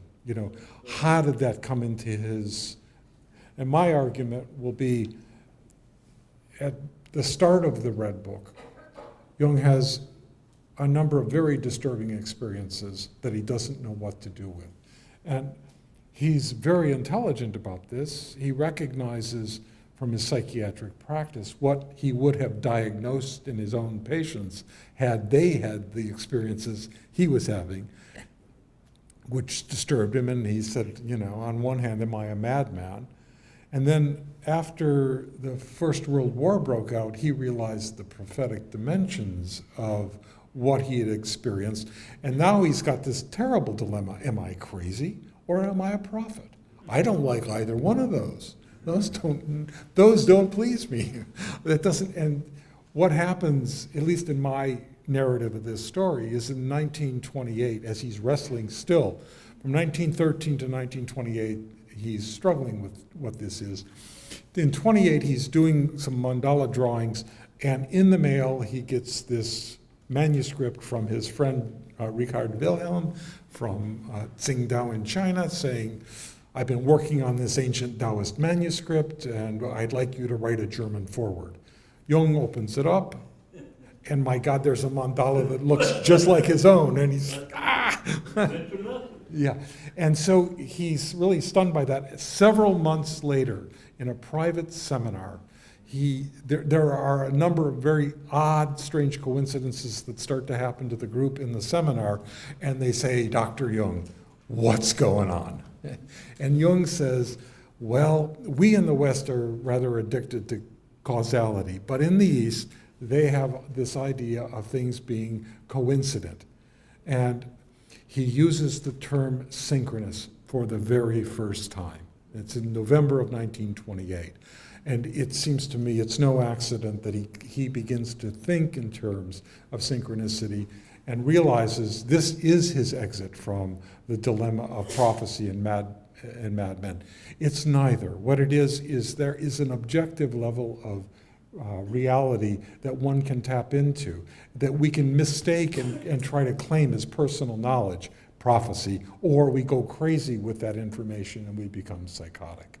And the trick is to not fall into either one of those things, but to remain in relationship and recognize that it's something larger that you're in. Now, that complex adaptive system argument that I've been making, if you think about those beetle larvae, from your question, if you took that story for a moment, this was straight out of the journal Nature, so it was written in a very dry scientific way, but when you read it, I read like myth. If you imagine yourself for a moment being one of those beetle larvae, you sort of just get into a room with a bunch of friends of yours. All of a sudden, this giant thing comes and lifts you up and takes you off on this to this conjunctio event, this sexual mating, and then you're carried off to this land of milk and honey. It's an incredible narrative at that level. And the thing is, as an individual within that system, it all just seems overwhelming. It's only when you're on the outside that you see the kind of self-organizing system that brings you and the others into relationship with something else much larger. And you can't see that from the context of your own individual experience. You can only get glimpses at it from an external perspective. I can give you lots of clinical examples of this kind of thing that shows two people being in something like that. Okay. Could we say that he discovered it or came to him in 1928 or something like that? But could we say that that's probably been going on since the history of man? Oh, yeah. Well, in fact, much more. In a letter in 1958, Erich Neumann is pressing Jung on some of this, because Jung writes this, and it's about 51 where it gets the first real Eranos lecture on synchronicity. And it's being debated. If you read the correspondences Jung's having from 51 on, lots and lots of this material. And in 58, Neumann gets into a thing with Jung about the origins of synchronistic phenomena, and he starts to talk about the origins of consciousness and the origins of life. We're back to that question. And Jung retorts in a very interesting paragraph that he said, well, you know, the more I think about it, if I look at the origins and evolution of life, it seems to me it was punctuated by what we would now, from another perspective, called synchronicity. Synchronistic moments, but there was no consciousness in our sense to observe them. And yet there were these miraculous moments in which there were things came together to create something more complex and new. He's making a complex adaptive systems argument, quite frankly. And I think he's right. There's an enormous amount of evidence to suggest just that. In other words, this edge of order and chaos argument is implicitly in Jung's response to Neumann. And it's a brilliant insight. The problem was it's in this 58 letter, and Jung never had a chance to write that up. So we don't know about it unless you dig into the correspondence. It's a piece of this story that says, and I would go back even further, because if you want to make this argument, Jung articulates the synchronicity hypothesis together with Wolfgang Pauli in the late 1940s at exactly the moment in history where the physicists are articulating the Big Bang theory. And he uses language that's directly out of that. He talks about moments where space and time collapse in the psyche to almost zero, things like that. In other words, those are moments of singularity that he's referring to. And then he says that's really where this stuff comes from. And if you take a contemporary view of cosmogony, this is a huge question. Why is there a universe at all? If you have a Big Bang explosion, if it were totally random and uniform, everything would be annihilated. There wouldn't be anything, because matter and antimatter, for example, would be in exactly equal amounts and cancel one another out. But there must have been micro folds or micro places of inequality, and out of this, everything grew. It's an argument that says pattern formation is the fundamental structure of the universe. It goes back to the origins of patterns. And that's exactly what synchronicity is. It's patterns of meaningful connection that are part of that. Mind, organic life, they all go back to this. So it's a huge question. So when it happens, what can we do with it? Pardon me, but what does it mean? What can it mean? I think that's the moral and ethical dilemma. I mean, we can talk about this more tomorrow. I mean, this is a big topic. I think synchronicities, like all forms of emergence and complex phenomena, are value neutral. They don't come with a right or wrong. It's your relationship. You have to come into relationship with the significance of that material for yourself. And it's not always self-evident. I mean, I find if it isn't really a conundrum for you and one you have to wrestle with, you probably aren't there yet with it. That was Gregory Bateson's notion in his final work, The Pattern Which Connects. Yeah. He talked about that whole phenomenon. Never seeing him in San Francisco, and it's like people walk out of there with their ears, brain flowing out of their ears after he spoke about that. Yeah. But he really was passionate about that. Yeah, I think there's a whole marriage between some of Bateson's work and Jung's work that needs to happen. I think you're absolutely correct. His book on the ecology of mind was way ahead of itself. It's one of those intuitive things that's out there. Thank you.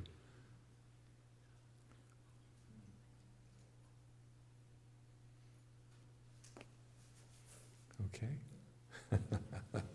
It feels like we've come to a moment of closure then. Thank you all for your attention and questions.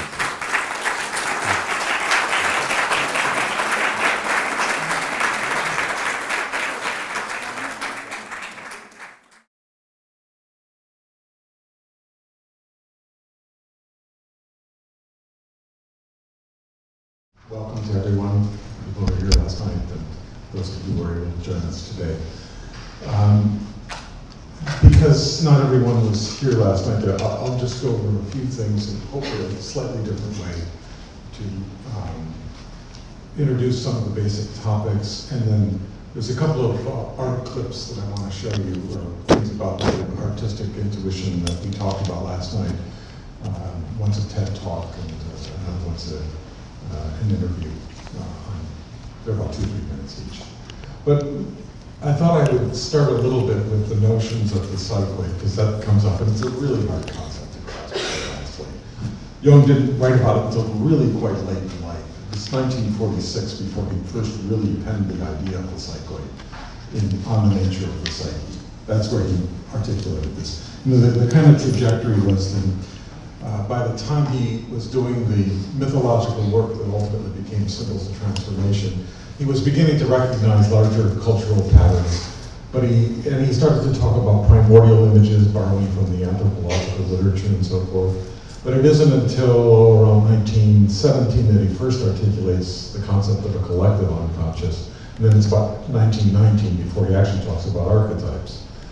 And as he first articulates it, the differentiation between the archetype itself and the image haven't been separated out yet. And he gradually begins to realize that this has real problems in terms of the transmission of memory.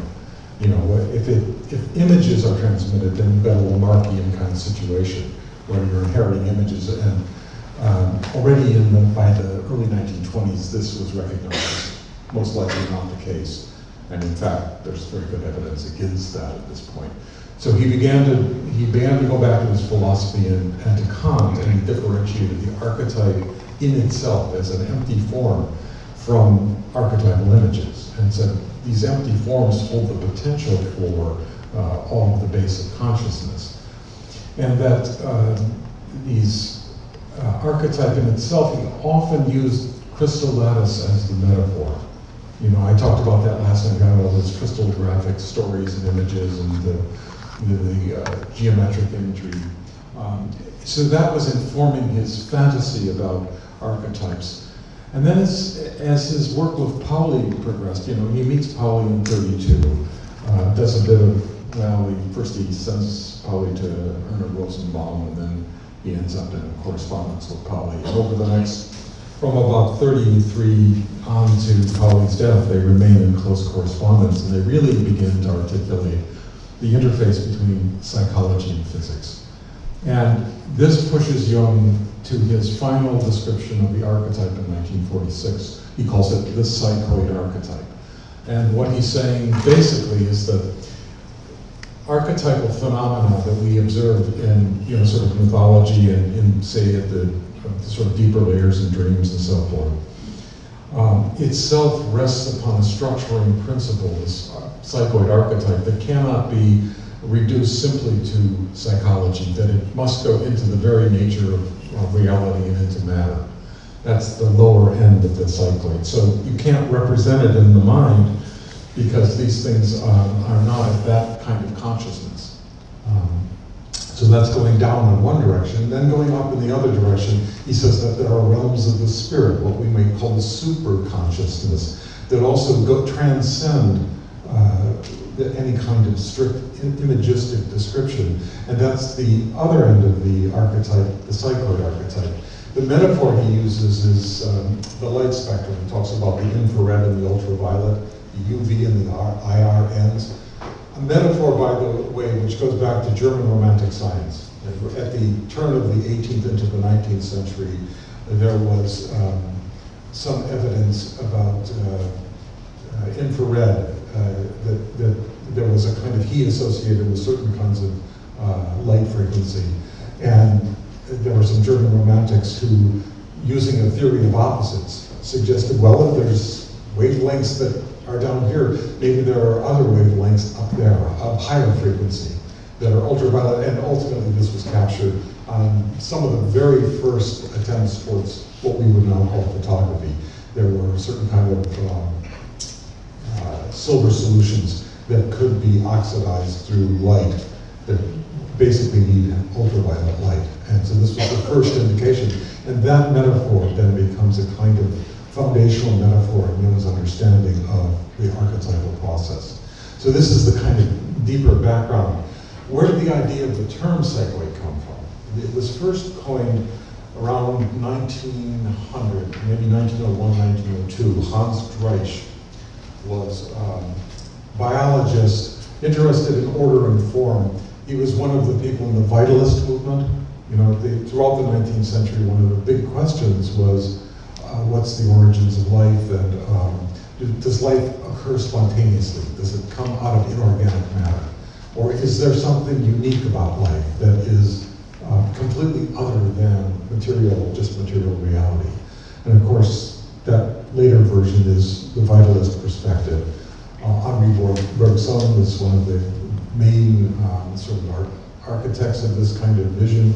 Jung borrowed from him. Jung had a strong vitalist sense about his own thinking and about his view of the psyche. So in 1901, 1902, Dreich gives what's called the Gifford Lectures. And those lectures actually, they still go on today, and they've been the source of some extremely important breakthroughs in thought. Probably the most famous that I imagine most of you will know is in 1904, 1905, William James gave those lectures, and that became a variety of religious experiences. That's the same series that we're talking about. And again, this still goes on today. These lectures are given on a 1 to 2 year basis. And they ask the questions of sort of what are the most cutting edge contemporary ideas, especially at the interface of science and religion. Those are the kind of thoughts. So Dreich gave this one, just as Jung's coming to the Berkholzli. He's just finished his medical training. He comes to the Berkholzli, and Dreich puts out this business about the psychoid, das Psychoid, where he's talking about, from a vitalist perspective, there's something in matter that has a kind of capacity to animate.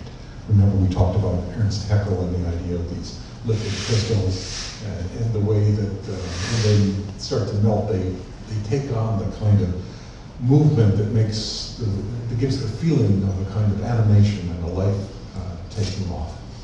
So Dreich is writing about this.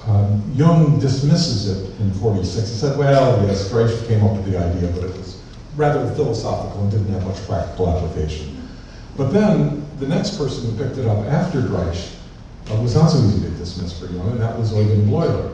Bleuler, of course, for those who know a bit of Jungian history, was the head of the Berkholzli, where he was Jung's boss. Jung was working under him. In fact, an interesting question we haven't written enough about is, how did Jung really learn to be a psychotherapist? You know, what was his early psychotherapeutic training? Well, it's in psychiatry, obviously. And he learned it from Bleuler. And I once had the very good fortune to go to the Berkholzli and talk to their historian, who knew a lot more about Bleuler than he did about Jung. And what he pointed out to me, he said, you know, the unique thing about the Berkholzli at the turn of the 19th into the 20th century was the fact that the people in Switzerland drew on both, they had the education in the language and the training to go both to the German and to the French schools of psychiatry. So Bleuler was very influenced by the kind of biological, the kind of descriptive psychiatry that was current in Germany at the time. It was very nosological. That is, you came up with categories and symptomatologies. And you were looking for brain lesions and looking for all kinds of what we would think about kind of neuroscience stuff. I mean, obviously it wasn't at the same level of sophistication, but they were looking for the biological base of the psyche in the German traditions. Whereas the French were far less interested in this kind of organicism. They were interested in functionality, and of course they had Mesmer and the whole traditions of hypnotherapy there. And of course, the person who was key was Jean-Marc Charcot. Charcot is the one who, at Salpêtrier, starts working with, in quote, hysterics, and begins to show that he can make symptoms appear and disappear through hypnosis. So there can't be biological lesions. In other words, you can't have some kind of rupture in the neural tissue. You wouldn't be able to move back and forth across this. That's the origins of dynamic psychiatry that the French are going. So here's somebody like Bleuler. He's been trained in the German traditions, but he goes and studies with Charcot. And so he begins to take this back to the Swiss for working on this. And, you know, by the way, Freud, a few years after Bleuler, he studies at the Salpêtrière under Charcot. He gets his training. That's why he brings hypnosis back to Vienna. Jung, in about 1902, is sent to study with Charcot's successor, Pierre Janet, at the Salpêtrière. So all of these major figures of depth psychology are doing this transit between the German and French worlds. And what they're doing is they're getting this mix of the kind of dynamic psyche-oriented psychology and a biological psychology. So the notion of a psychoid unconscious is already in Switzerland. You see, it's right at the meeting point. And what this man, Paul Hoff, the historian of the Berkeley, pointed out to me was that Bleuler was not only the first person to try to combine these two traditions in a serious way, but he had a hermeneutic method. That is, he began to use inquiry in terms of studying the case history of the person to begin to understand the origins of their symptomatology and how that was going to flow into the kind of behavioral issues that came up. So we have this link now between the kind of mental states and what we're going to find with Freud is the introduction of an unconscious and biological piece, all at the interface. So Bleuler comes up with the notion, he takes Dresch's notion of the psychoid and he reframes it as what he calls the psychoid, but calls it the subcortical soul. It's quite an interesting history. And so he's introducing, I mean, he's a little bit in this tradition of trying to locate some kind of transducer in the brain that links the mind to the body. You know, it's the mind-body problem that we're still, in many ways, facing, and we're still struggling. I mean, we're maybe beginning to come out of it at this point now with complex systems. But the idea of how do you have this kind of discourse between psyche and soma is really at the key. And Bleuler is a kind of a breakthrough figure, but Jung doesn't have a real new way of articulating this until he's done the work with Pauli.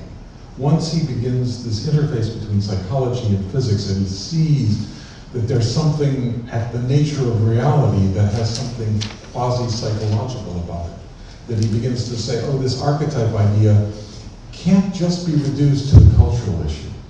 Now this is important because in the last 15 years, there have been an ongoing debate in places like the Journal of Analytical Psychology about should we just throw out the biological piece?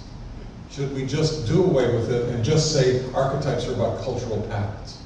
And there's been a polarization. Major theoreticians in the Jungian world have split on this. There have been, I can think of at least 7 or 8 major articles that have been written just trying to get at this. I tend to go along with Roderick Mayne, who's not an analyst, but he's an academic at the University of Essex who writes a lot on synchronicity. And he says that we'll lose the objective psyche if we just go to a cultural pattern. And I think that's correct. I think Jung was wanting to do more than that. And if you're interested in the psychoid, then that's got to be part of what you're struggling with. Because the psychoid means you're going to, in some way, have to include the material dimensions, the somatic dimensions of this. A story that I particularly like was, as Jung was formulating the archetypal concept itself, he seemed to have had an intuition of this, even though he didn't frame it this way. He had a dream that many of you will probably recognize. It's an MDR, Memories, Dreams, and Reflections. And in that dream, I think it was in 1917, he dreams that he's he's in the World War I and he's in a 17th century coach. And they drive into a North Italian palazzo and suddenly the door slams shut.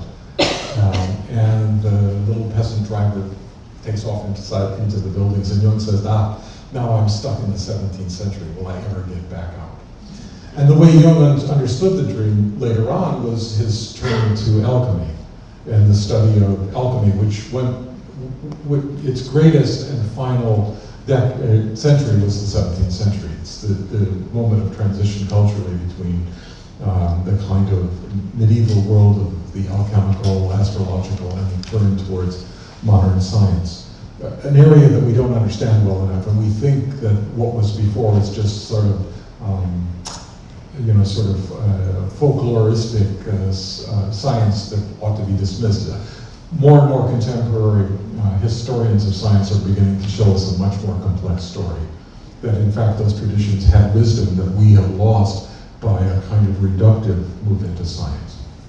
And the reason I say that is because when I was thinking over some work on this about the 17th century, I was interested in it because that's the century in which the I Ching was introduced to the West. And so when I go to China all the time, this question of the I Ching keeps coming up. And I was interested in what was the history. It goes back to Leibniz. There was a French Jesuit who made his way to Beijing, Father Joachim Beauvais, and he got into correspondence with Leibniz. It turns out that Leibniz had just, for the first time in Western history, worked out the notion of base 2, that is zeros and ones, what we use in computers. Well, there's a version of the I Ching that's set up in base 2. It's set up, if you go through the hexagrams, it goes from 0 to 64. You can count it out in base 2 if you know that. Beauvais saw this, was very excited, and sent it to Jung. So when I was researching that, that whole history and how that kind of movement between East and West in that meeting place was, it brought me to read Antonio Damasio's Looking for Spinoza. Spinoza is one of the great philosophers of the 17th century. He's one of the people who responds to Descartes' mind-body split and says, no, I don't buy the dualism model. He has what we would now call a dual aspect monism. What he means by that is there's one fundamental substance. It expresses itself in one way in the world as substance.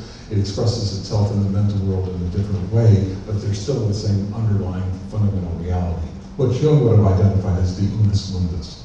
Now, there are interesting questions that I won't have time today to go through, is why didn't Jung talk about Spinoza? He talks a lot about Leibniz. Leibniz is one of his precursors for synchronicities, pre-established harmony, but he doesn't discuss Spinoza. Neither he nor Pauli, and they certainly knew these ideas in Spinoza. There are reasons for it, but I think one of the interesting things, just the quick answer is, Spinoza became a heretic. His ideas were so heretical that the Dutch community that he was in threw him out of the synagogue for his thinking. They were too frightened that the ideas were too radical. And Jung, on several places, talks about Spinoza being a heretic. And of course, Jung had already been wounded quite seriously with the break with Freud and a couple of other things that had happened by that point in his life. The idea of being closely associated philosophically with somebody whose primary identity is as a heretic would be a problem. So, I mean, there's a lot more to say about that, but I don't want to go off on a long tangent. Get back to Spinoza, though, in the 17th century. We have a model of mind that says mind and body are not two separate realities. We experience them as two separate kind of manifestations of a fundamental reality underneath. Well, this psychoid archetype is a very close description of that. And what Damasio was writing in about 2002 or 3, whatever it was, the year that came out, he said, I think we're finally getting out of the 17th century. And that not only was Spinoza correct, but now neuroscience itself is beginning to see a way out of the 17th century. And so therefore, you can go back and reread Jung's dream about leaving the 17th century. Not to argue with him about alchemy, I think he was right about that. But to say, oh yeah, there's yet another layer. You know, in your own dream work, you see this. You think you understand something in terms of the symbolic content, and then 10 years later you go, oh my God, I didn't realize this was also in the dream as well, and there it is. And I think it's an ongoing process. I mean, in my own clinical practice, for example, I've had people where they've been out of analysis for 20-some years, and then this paper on enigmatic action that got mentioned, it's a good example of this kind of thing. This was somebody who I hadn't seen for more than 20 years, had moved across the country, and I was asked to give a paper, and I thought, oh, that case came immediately to mind, and I said, oh, I never asked permission, so I went on. 6 weeks later, this person called me after 20 years and said, I'm going to be in your area of the country. Any chance I could stop by? And I thought, well, this is more than coincidence. So we had a meeting, and at first I said nothing because I didn't know what this was about. And I heard the kind of surface level material, and I said, is there anything else? After about 15, 20 minutes of listening, I said, is there anything else that you really wanted to talk about? And it turns out there was something that had happened during the course of the analysis that this person wanted to understand how I had been able to tolerate working through something that, it was a psychotic break that the person had had. And there was a piece of symbolic understanding. There was a dream that she'd had that had something in it that I had to do an amplification to get at because it was knowledge I didn't have. But the knowledge opened up the possibility that there was a kind of healing potential in the person's psyche that I hadn't seen. And so I shared that with the person, and we got into a long discussion about it. And at that point I said, well, look, the truth is that I've been asked to give a paper, and would you be willing to let me include some of your material? And she said, only if I can read it first. So we did that, and she made some corrections and did a kind of back and forth. But it really opened up for me the fact that you don't know when these fields have closed down. You just because you have a formal termination, it does not mean that you're at the conclusion of anything. And so the same thing with this kind of dream about the 17th century. That's my point here, is that you go forward and you just see how it unfolds. And everything I'm going to talk about today, including some of the stuff with contemporary science, I do not see as a final word on any of these things. That it's just, I'm trying to move it into contemporary language so I can dialogue across disciplines.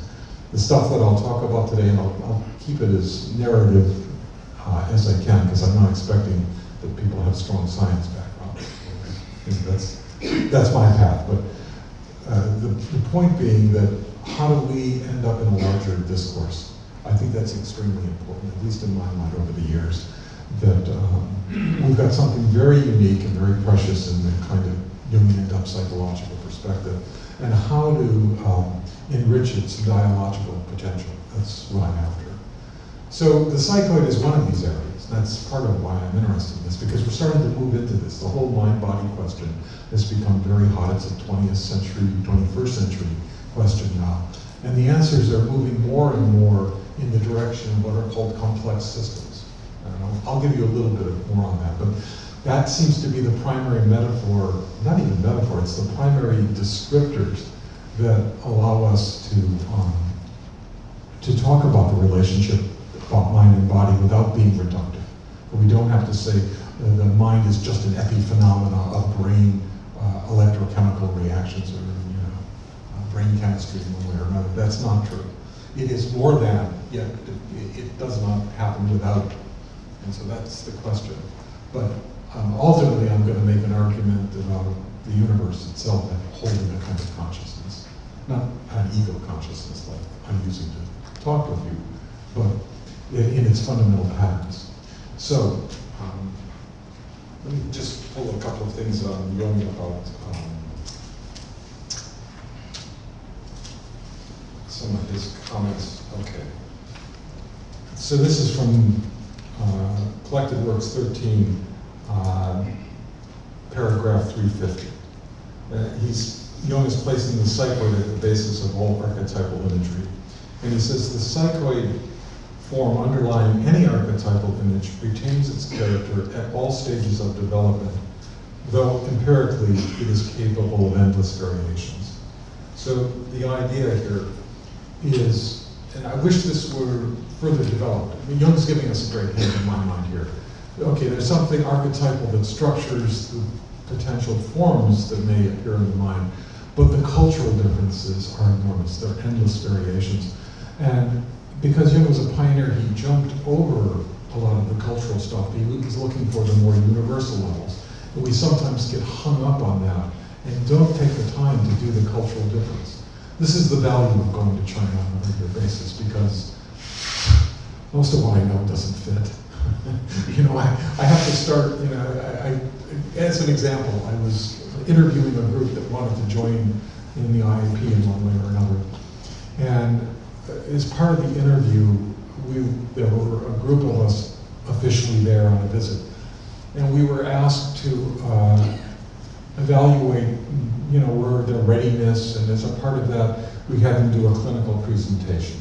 It's sort of standard practice. In the middle of the presentation, everyone's being very polite, and several people are trying to do, sort of classical object relations, Jungian kind of understandings of material that's being presented by a Chinese psychiatrist. And it begins to feel sort of more and more stilted in the room. It's just like, okay, we've got a grid that we're putting on top of this material, but somehow everybody is only being polite and we're not really animating. So I stopped the proceedings and said, look, I identified a character in the dream, or a couple of characters, and I said, I haven't a clue what these characters are about. I don't have, from my Western knowledge, I don't know, I don't have an analogy to them. Do you have any stories you can tell us that might touch on this?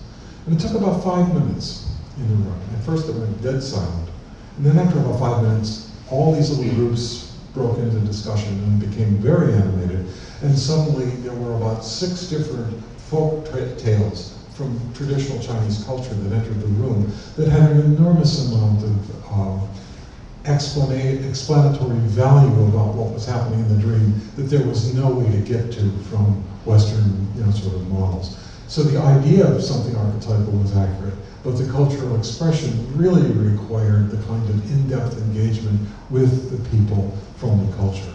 And I think that really, for me, was educational about what I would call a bidirectionality of communication and interest between cultures when you're going to engage. For me, it was more than cultural competency. It isn't just me being a little more educated about the mores and the norms of a culture and what different body language means. That's all terribly important. But it's how is the psyche structured? It's not necessarily identical. I mean, I was in Japan a year ago for about 3 months and I was asked to do supervision with some university students. And I was absolutely perplexed because I'd be given clinical material and I would I'd read it and I'd say, I can see their psychological transformation. And it's not, this person came in with this, unpleasant set of symptoms and they're ending up here with greater freedom and ease. But the interventions don't make any sense to me.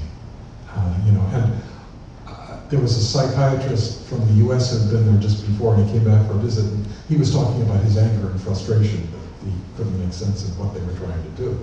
So I knew not to just impose a kind of a North American perspective on psychotherapy.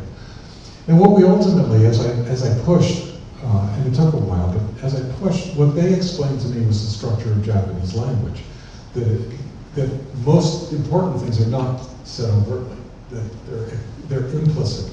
And it's up to you as the listener to understand what is not being supplied, and that your interventions need to be attuned to what the other person's willing to talk about in this kind of implicit way. So the example they gave me was that if I did it, I said, one of the questions I had was, well, why don't you do an anamnesis? Why don't you do a case history? I get a presentation and it doesn't have any of the childhood background, any of the kind of significant developmental milestones, X, Y, and Z. And they said, well, we get it. And by the end, we'll have that. But it'll only happen as it comes up appropriately. They know how to listen for the right cues. So it's much more circumspect. It's much more elliptical from a Western perspective. But it's every bit as effective. And in fact, if you try to just use Western techniques, people just shut down. You don't get anywhere. And so again, the kind of question of cultural relevance in terms of, and if we even go deeper, the kind of psychosomatic illnesses, the way pathology expresses itself in the body, if we want to go to psychoid kind of phenomena, is culturally relevant. It'll vary enormously from one culture to another. For example, even use of medications. We use the SSRIs as antidepressive agents here in this country. In Japan, we use them for anti-anxiety. I mean, just the way symptomatology is seen is filtered through a different cultural lens. And if you don't appreciate that, you will misread bodily symptoms as well as mental symptoms. So this question of the psychoid and how you imagine it also has a cultural layer in terms of what's the filtration system you're looking through to see these kind of phenomena. And that's what I think Jung was getting at in this quote. That's why, this one about the infinite variety of expression of archetypal images. What he's less certain about at times is whether archetypes themselves transform over time. In volume 18, he makes a couple of places where he does makes those forays out where he does say, it's just over hundreds of years. And we often don't have the time frame within our more limited lives, to recognize those kinds of transformations. And I think it's relevant for us because I think there is a fundamental set of patterns undergoing transformation in our culture right now, especially the North American, Western European culture we're undergoing. And the violent upheavals that we've been seeing, however you struggle to understand those, I think are manifestations of something shifting in the patterns that we have. So,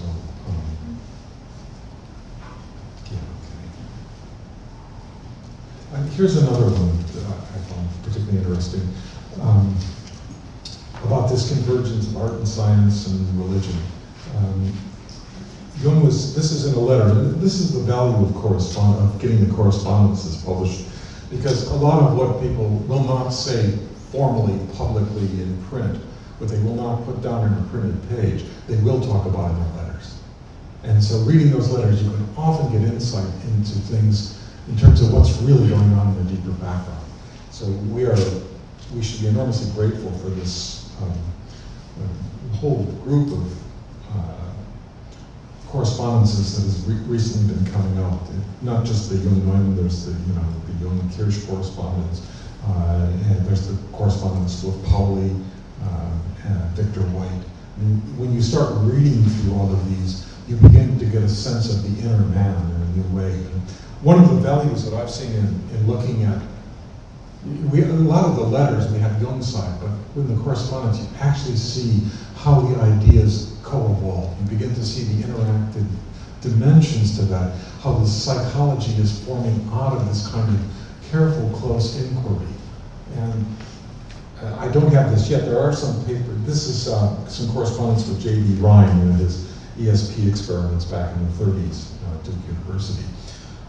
And there's some correspondence that's come out on that, but the whole correspondence is not yet published. But nevertheless, as a part of it, what Jung, he's looking at Ryan's experiments, and in the letter he says, the subject's answer is not the result of this observing the physical cards. It is a product of pure imagination, of chance ideas, which reveal the structure of that which produces them, namely the unconscious. The decisive factor in the unconscious psyche, the archetypes, constitute the structure of the collective unconscious, a psyche that's identical in all individuals. It cannot be directly perceived or represented on account of its irrepresentable nature, which I have called psychoid. That's in volume 8, paragraph 840. But this business about pure imagination, I think, is really an extraordinary thing. He's talking about a psychoid, synchronistic phenomena, this card reading, ESP card reading, having an act not of clairvoyancy, not of seeing into the mind of the other in the way that that's usually framed, but that it's an act of pure imagination. Now, I think he's thinking of an alchemical vera imaginatio. I mean, that's the true imagination, what he's talking about here. And what is that? I mean, like we talked about last evening with Pollock and with these Islamic tilists and so forth, are we looking at their kind of profound insights into nature in their artwork? Are we looking at some kind of pure imagination there that's capable of seeing into the depths of reality in a very true way? And if so, what is that? What is that intuitive imagination that we're looking at? What is it seeing, number one? And then what is it in us? And I don't have answers, obviously. But I will try to point us towards things we can look at in that direction. So I think what I'd like to do, just see it.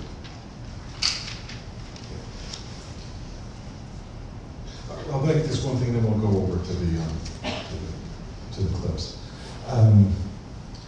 I wanted to just come back to the notion of natural numbers. Remember this whole question of numbers and archetype, and whatever that might mean in terms of the psychoid. When Jung was talking about the psychoid imagination, he ultimately turned to natural numbers. And he wrote to Wolfgang Pauli. This is a quote from the Jung-Pauli correspondence. "My dreams and intuitions have both referred me to natural numbers. These seem to be the simplest and most elementary of all archetypes. That they are archetypes emerges from the psychological fact that simple whole numbers, given the chance, amplify themselves immediately and freely through mythological statements. That is, these kind of natural, especially the whole numbers 1 through 4, you find in cosmology and mythology throughout the world.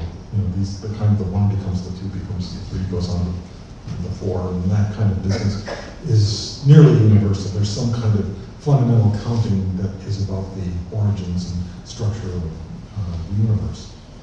And he goes on in a statement that like I said last night, I think would fit for contemporary now. He says, whole numbers possess that characteristic of the psychoid archetype in classical form. Namely, they are as much inside as outside. Thus, one can never make out whether they have been devised or discovered. In other words, created, discovered, here it is. As numbers, they are inside, and as quantities, they are outside. Accordingly, the possibility can be predicted that equations can be devised from purely mathematical prerequisites, and that later they will turn out to be the formulation of physical processes. And this whole thing that I was talking about last night, the way people were doing pure math in the 19th century, and then 50 years later, oh my God, you know, Riemann's doing non-Euclidean geometry. It's a very esoteric form of math. 50 years later, Einstein uses it to talk about space-time relativity, and the whole theory of universal gravitation emerges out of that system. And without that, he couldn't have done it. And yet, Riemann had no idea of anything like that. That wasn't possible to foresee. And yet, it was, so what these kinds of things point to more and more is you think you're doing something only within your internal world inside of your inner imagination, but at the deepest level, that inner imagination is not differentiated ultimately from the external world. So what does that mean about the structure of the mind and the structure of the universe if these things are not separate?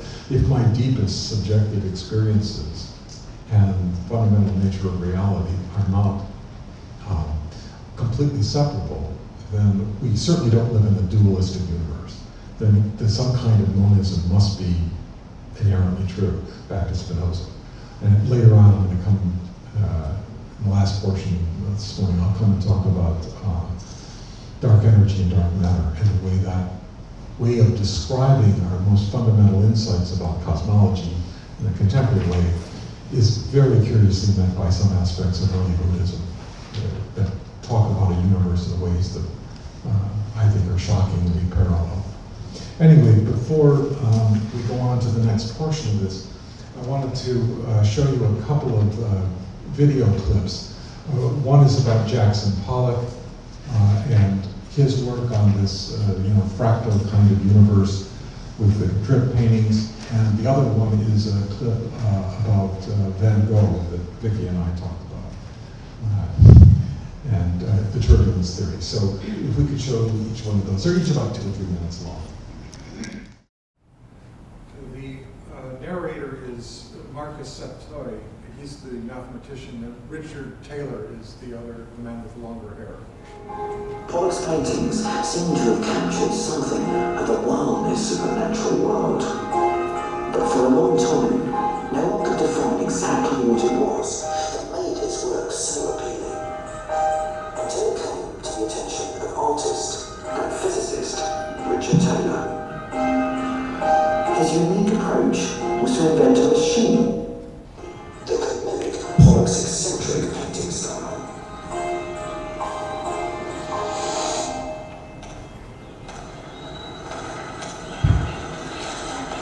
It's all based on this apparatus called the Pollockizer. The Pollockizer?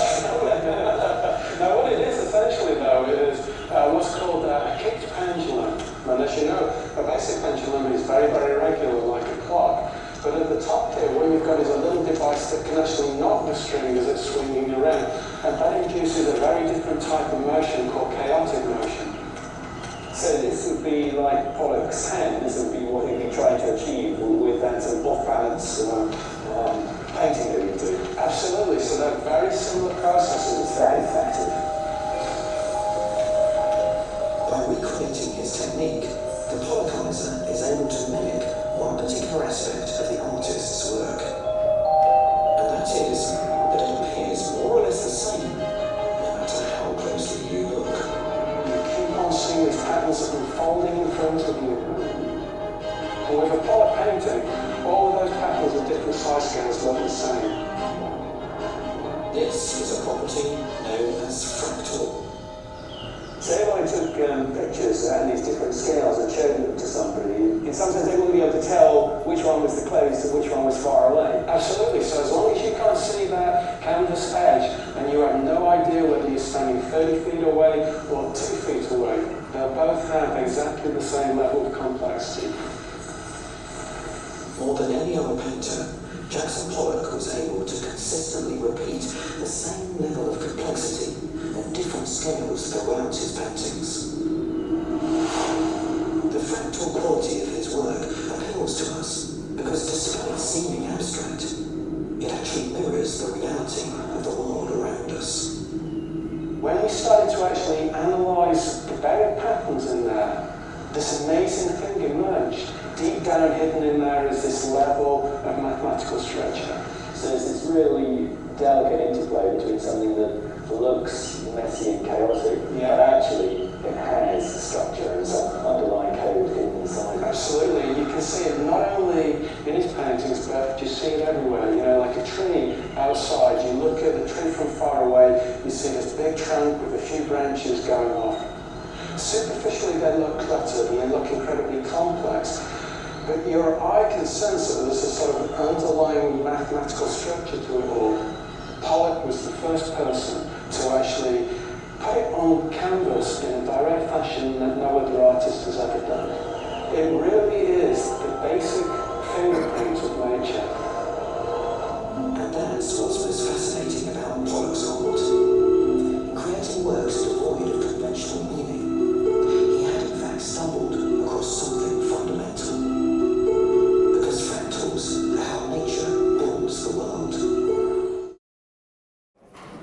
Just one or 2 points before we go on to the next image or next set of images. One is I wanted to make clear that these fractal paintings of Pollock were done 15 years in advance of any idea of fractals as a mathematical object. That is, Benoit Mandelbrot did not developed the whole fractal theory into the late 60s. These paintings were done from the mid-40s to the early 50s. So we have an artistic intuition that Pollock is manifesting on the canvas there that precedes any kind of mathematical description. That comes afterwards. And it wasn't, the same things were informing both of them, but from radically different kind of ways of approaching.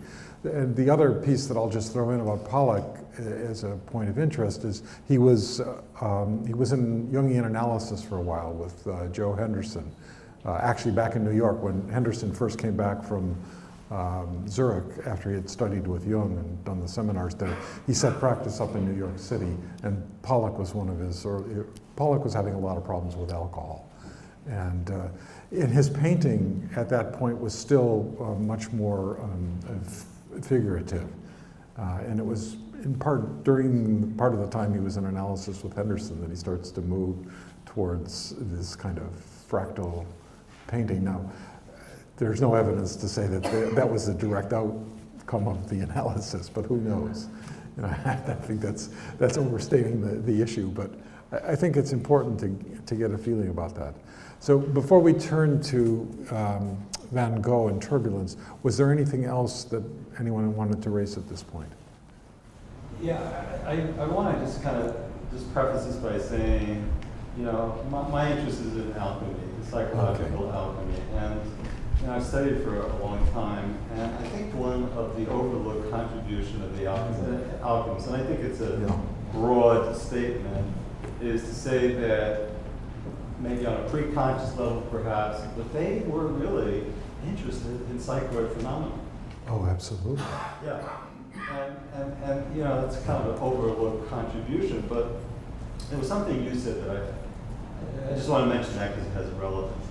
But the other thing that, you know, I heard you say, and God knows I've read enough books that I've read the same thing. Mm-hmm. The notion that alchemy somehow or other, you know, came to an end, you know, with Newton in the 17th century, and then we all become apologists and say, well, you know, they were wise people and they were overlooked, blah, blah, blah, neglects the history that comes after it.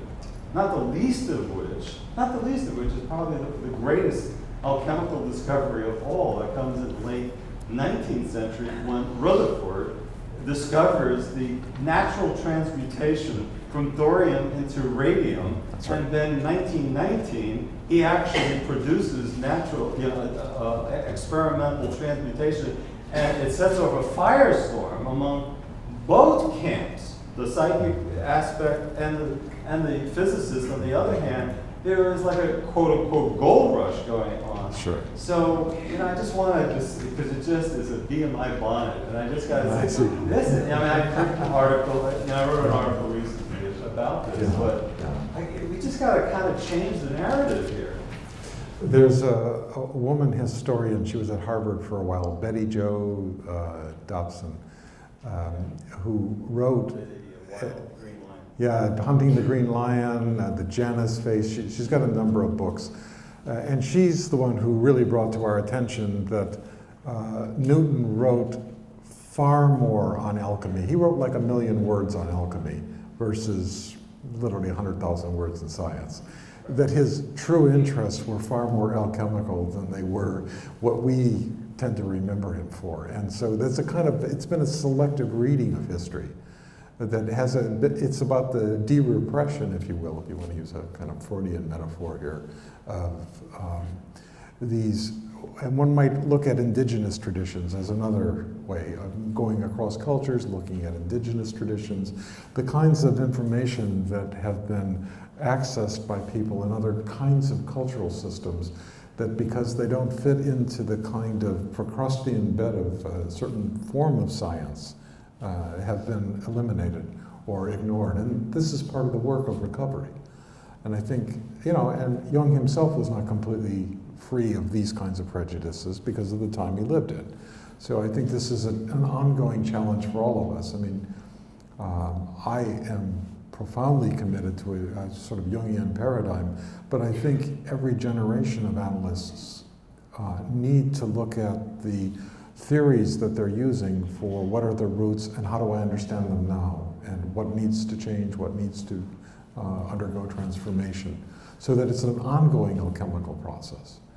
After we do the thing on turbulence, I'm going to turn to Jung as an ecologist, because he starts something, and I think it's really worth picking up, and I'll hold for a moment, but I'll go there next. So anything else before we see the turbulence thing? Is there any other outstanding thing? Okay, why don't we go ahead and show that? One of the most remarkable aspects of the human brain is its ability to recognize patterns and describe them. Among the hardest patterns we've tried to understand is the concept of turbulent flow in fluid dynamics. The German physicist Werner Heisenberg said, "When I meet God, I am going to ask him 2 questions. Why relativity and why turbulence? I really believe he will have an answer for the first." As difficult as turbulence is to understand mathematically, we can use art to depict the way it looks. In June 1889, Vincent van Gogh painted the view just before sunrise from the window of his room at the St. Paul de Massol Asylum in Saint-Rémy-de-Provence, where he'd admitted himself after mutilating his own ear in a psychotic episode. In the starry night, his circular brushstrokes create a night sky filled with swirling clouds and eddies of stars. Van Gogh and other impressionists represented light in a different way than their predecessors, seeming to capture its motion, for instance, across sun-dappled waters, or here in starlight that twinkles and melts through through milky waves of blue night sky. The effect is caused by luminance, the intensity of the light in the colors on the canvas. The more primitive part of our visual cortex, which sees light contrast and motion, but not color, will blend two differently colored areas together if they have the same luminance. But our brain's primate subdivision will see the contrasting colors without blending. With these two interpretations happening at once, the light in many impressionist works seems to pulse, flicker, and radiate oddly. That's how this and other impressionist works use quickly executed prominent brushstrokes to capture something strikingly real about how light moves. 60 years later, Russian mathematician Andrei Kolmogorov furthered our mathematical understanding of turbulence when he proposed that energy in a turbulent fluid at length r varies in proportion to the 5/3 power of r. Experimental measurements showed Kolmogorov was remarkably close to the way turbulent flow works, although a complete description of turbulence remains one of the unsolved problems in physics. A turbulent flow is self-similar if there is an energy cascade. In other words, big eddies transfer their energy to smaller eddies, which do likewise at other scales. Examples of this include Jupiter's Great Red Spot, cloud formations, and interstellar dust particles. In 2004, using the Hubble Space Telescope, scientists saw the eddies of a distant cloud of dust and gas around a star, and it reminded them of Van Gogh's Starry Night. This motivated scientists from Mexico, Spain, and England to study the luminance in Van Gogh's paintings in detail. They discovered that there is a distinct pattern of turbulent fluid structures, close to Kolmogorov's equation, hidden in many of Van Gogh's paintings. The researchers digitized the paintings and measured how brightness varies between any two pixels. From the curves measured for pixel separations, they concluded that paintings from Van Gogh's periods of psychotic agitation behave remarkably similar to fluid turbulence. His self-portrait with a pipe, from a calmer period in Van Gogh's life, showed no sign of this correspondence, and neither did other artists' work that seemed equally turbulent at first glance, like Munch's The Scream. While it's too easy to say Van Gogh's turbulent genius enabled him to depict turbulence, it's also far too difficult to accurately express the rousing beauty of the fact that in a period of intense suffering, Van Gogh was somehow able to perceive and represent one of the most supremely difficult concepts nature has ever brought before mankind, and to unite his unique mind's eye with the deepest mysteries of movement, fluid, and light. Okay, well, I hope that gives you, again, a feeling for the kind of power of the imagination in the hands of an artist, the kind of intuition to know something about the deep structure of nature. In case you want the Pollock one, here's the YouTube reference, the URL for that one.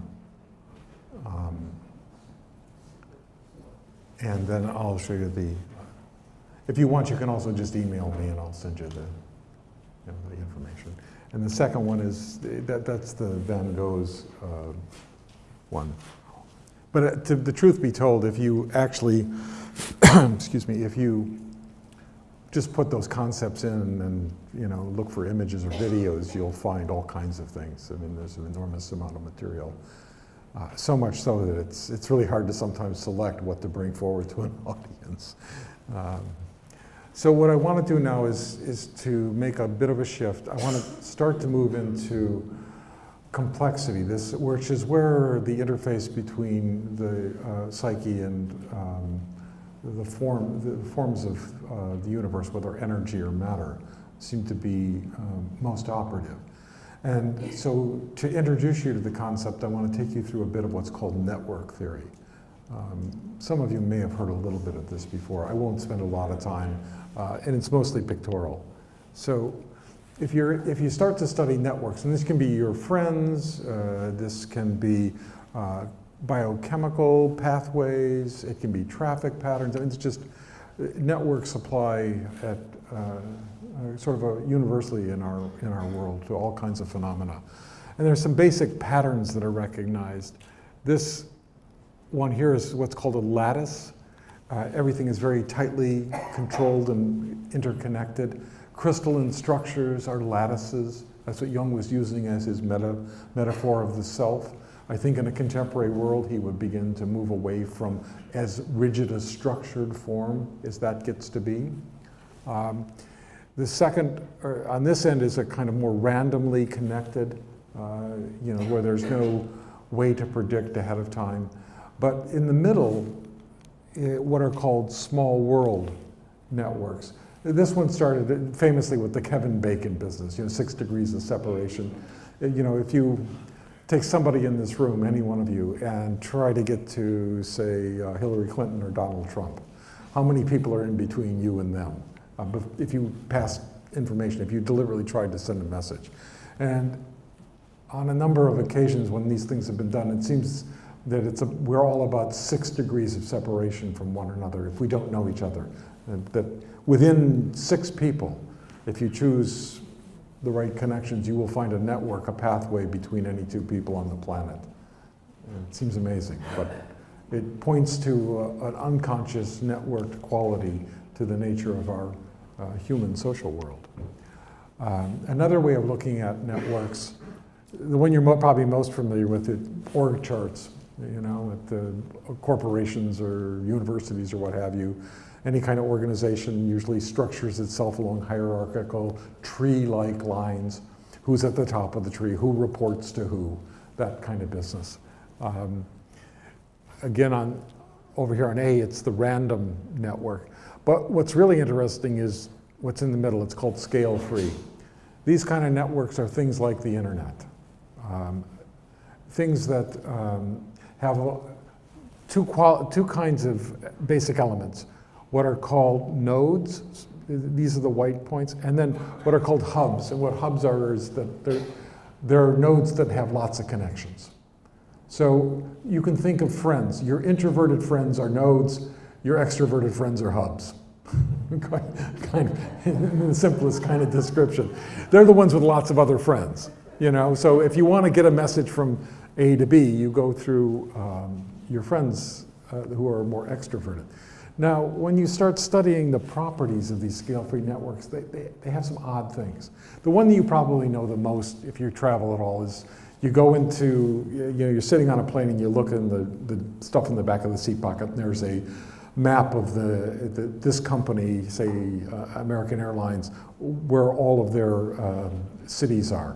And you'll see this hub node structure very, very directly, So if it's American, LA, Dallas, New York, LaGuardia, you'll see that kind of major hub, and you see billions of lines going off of each one of those. And then there are smaller cities like Santa Barbara, which is a little tiny node that's got just a few airlines going in and out. So it's a fundamental way that a lot of things are structured like that.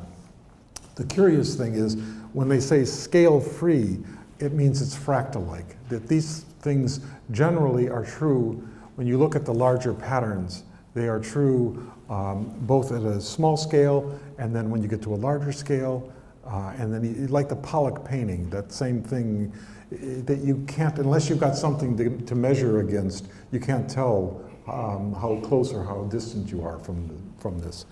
And the other thing about scale-free networks is they spontaneously self-organize. They have this capacity to just sort of reorganize themselves at times. Under pressure, they would boop, create a new pattern. This is extraordinarily interesting for all kinds of things. Like, this started out of work on military defense. People were concerned that the internet, how do you take an internet down? Either aggressively or to protect yourself against this kind of invasion. And there's a whole theory about what you do, how many hubs you have to take out. You can't take out nodes because that does very little. It doesn't disrupt communication. You have to go after really large hubs, and you have to get in multiple ones of these to break the pattern up. That's just a kind of fundamental idea. But one of the things that's interesting along these lines, the linkages can be strong or weak. They can be long or short. And again, if any of you are on, say, Facebook, there's lots and lots of very weak links if you've been friended by people from around the world. They're not your immediate social network, which would be the strong links. But it turns out the self-organizing properties of these kinds of networks are based on the weak links, not the strong links. It's the opposite of what you'd think. And some curious properties. This is some sociological research that I do not know what to make of, but I will put it out because it's been documented and it's been repeated. It's a second order effect. So this one is weight gain and loss, okay? So it's a social networking weight gain and loss story. You take your weight gain and loss and you try to correlate it with the weight gain and loss of your friends. Not much of a correlation, it turns out. You'd think there would be, but there's not. But, and this is the bizarre one, if you go to your friends' friends, there's a correlation. Not a cause and effect, a correlation. It isn't what you're doing with your weight gain and loss, it's what your friends' friends are doing. And how that's transmitted is very peculiar, to say the least. That's a very, and if you go out one more, there's no effect. It washes right out.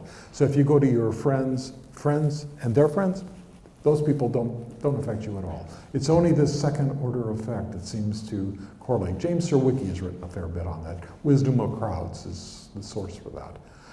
I got interested in this long before I'd heard of this because back in the 1990s, I decided, I had a very odd day just before I went on vacation. You know, it's usually a really charged day in terms of therapy practice. Before you're about to leave, people have a lot of feelings like, I'll never come back here again, and you know, or what am I going to do over the next 2 weeks while you're away, or whatever it is.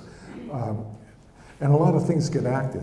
And what I realized, I took careful notes one of these times, and I realized there was a kind of flow of information across the analytic day, rather than the usual, you know, usually we think longitudinally across a case. We look at, you know, I did this session, and I did that session, 10 sessions in a row, and you know, what are the changes that are happening? Well, I instead took a vertical look across one day, and some surprising things came out. Some people, they didn't seem to be affected by what happened earlier on, but a number of people had an odd thing happen in the first hour, and that got itself repeated in individual variants across several sessions throughout the course of the day. It's almost as if there was something being transmitted through the analyst outside of conscious awareness. And some people picked up on it and some didn't. And so what's that phenomena? For those of you, I know a number of you are quite skilled at Santre. I've also had that experience with Santre. I don't do much, and I don't do any more, but I used to do some child therapy.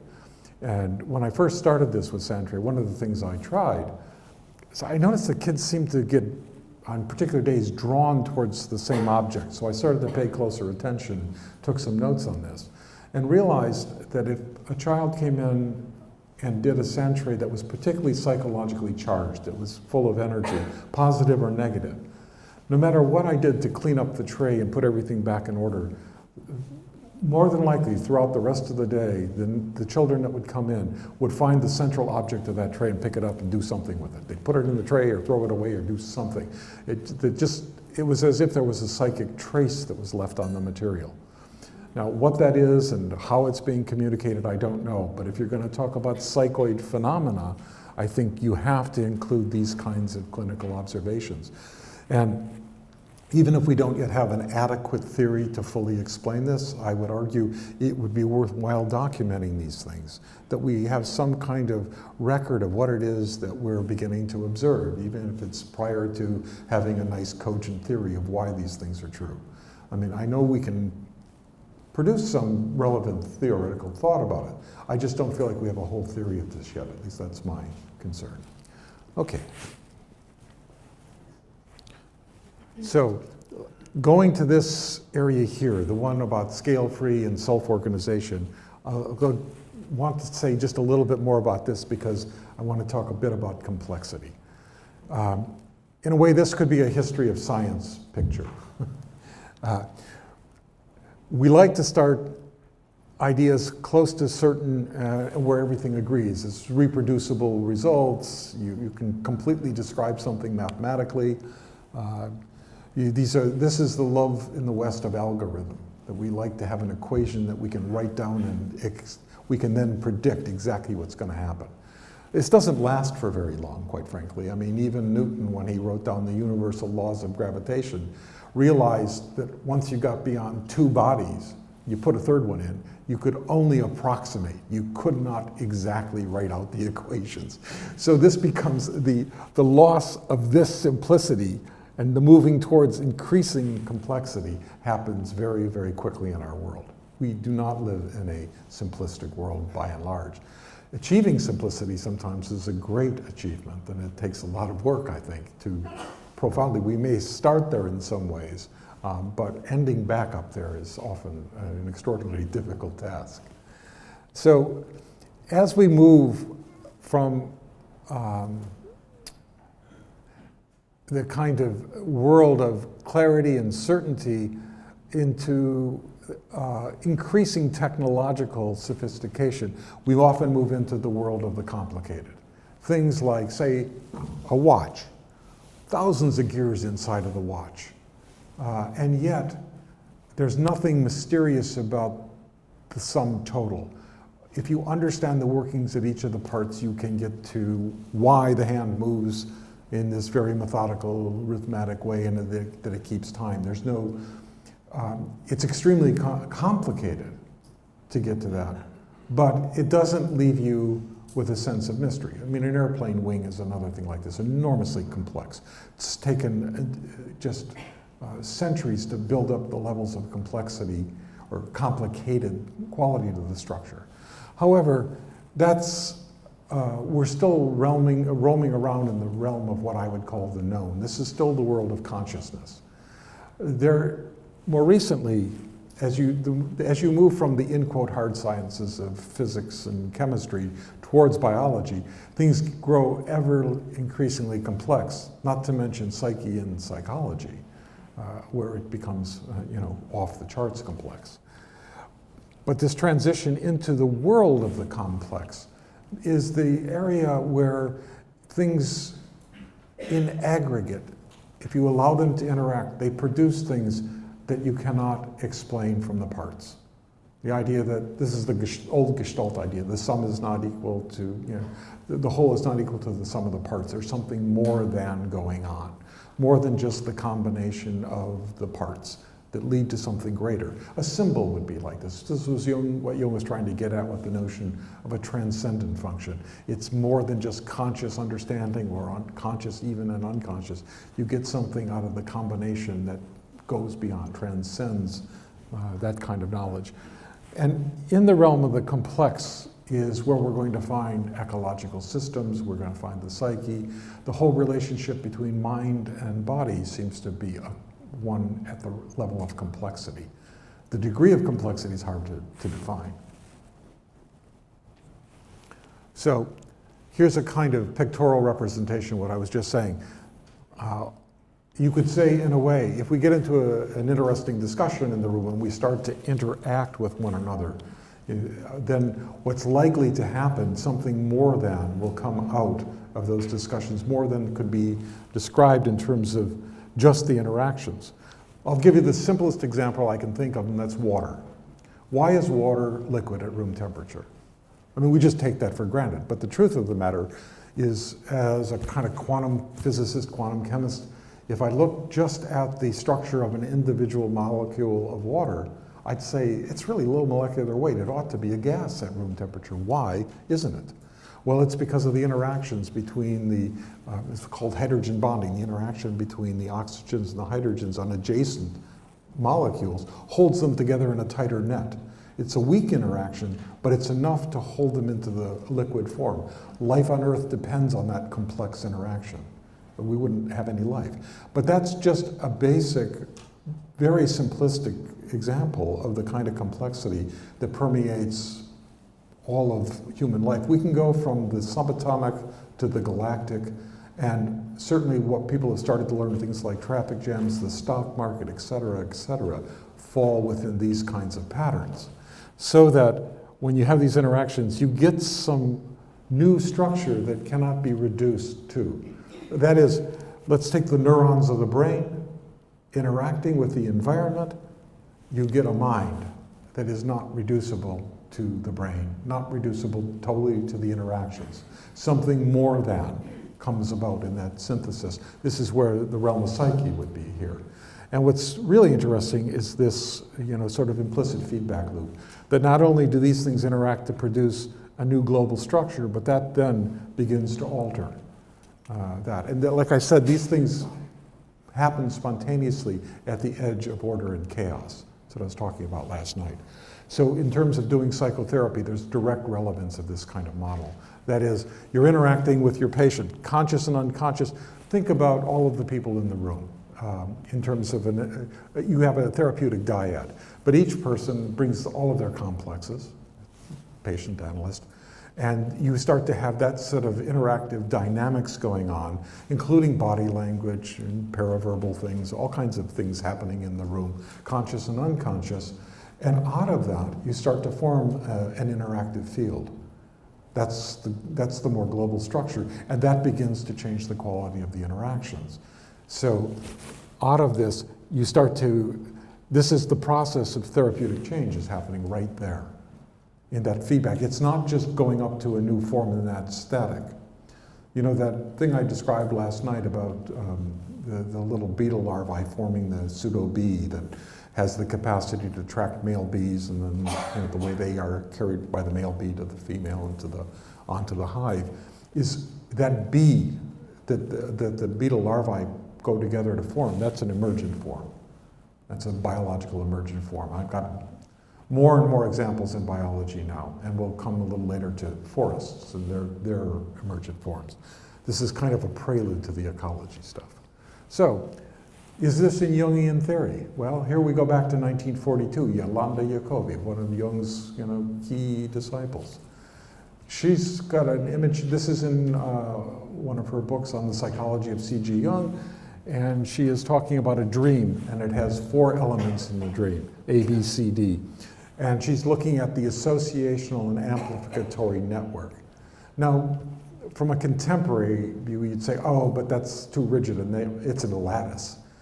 But I think she's got the basic idea of the interconnectedness of the images of the psyche.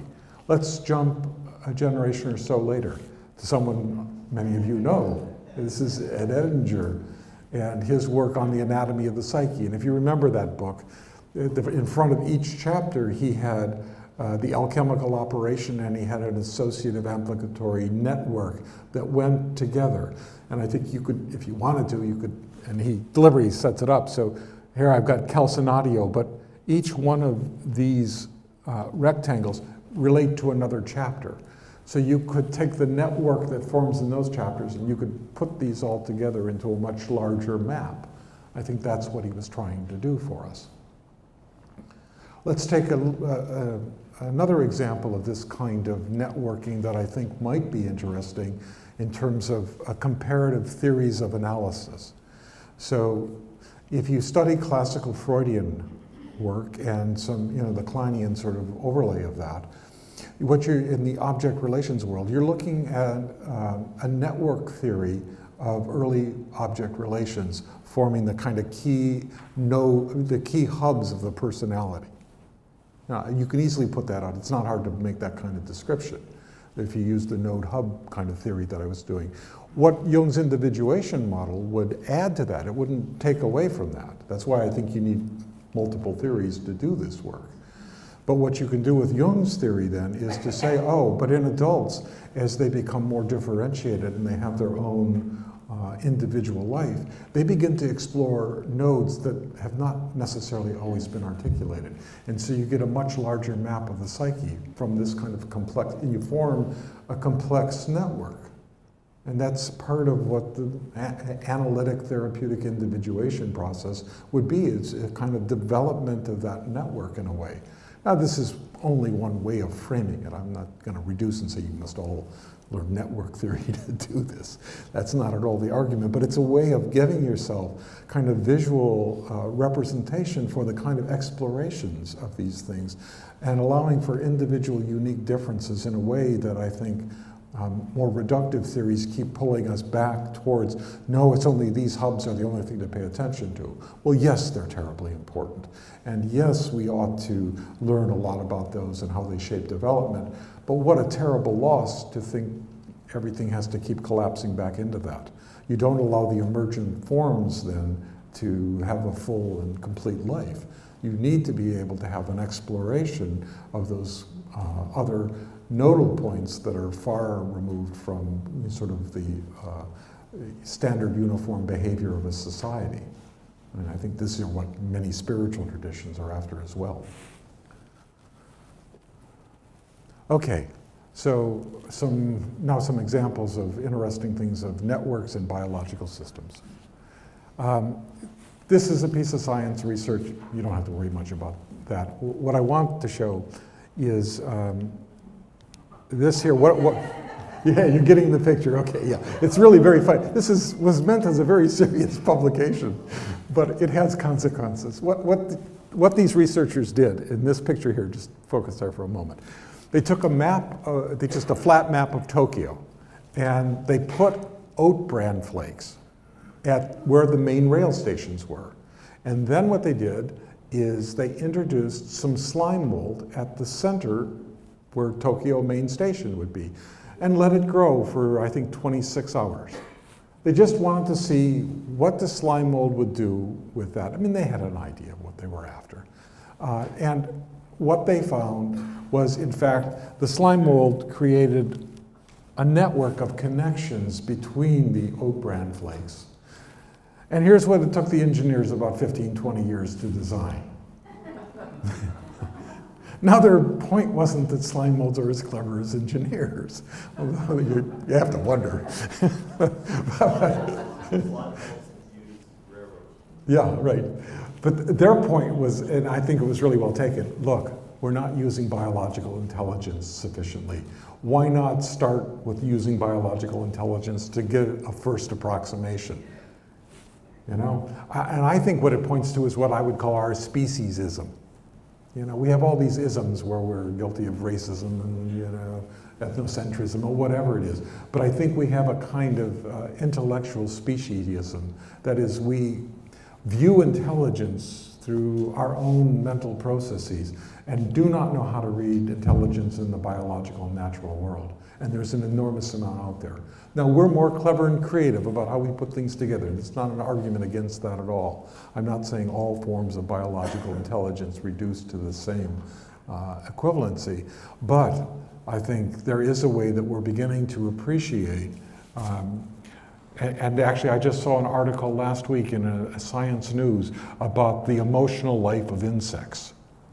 You know, the argument is the neural structures they have are capable of sustaining certain kinds of what we would consider emotional experiences, primitive fear and so forth.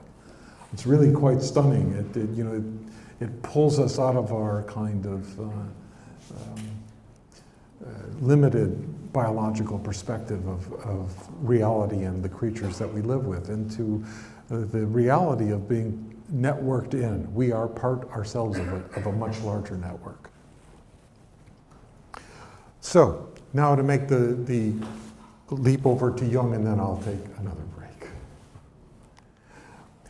I think if you look to Jung and say, where were some of his ecological insights? Where did they show up? And the one I like to start with, it's not the only one, but his notions about rhizomes seem to me to be particularly adroit at bringing us into the network side of ecological consciousness.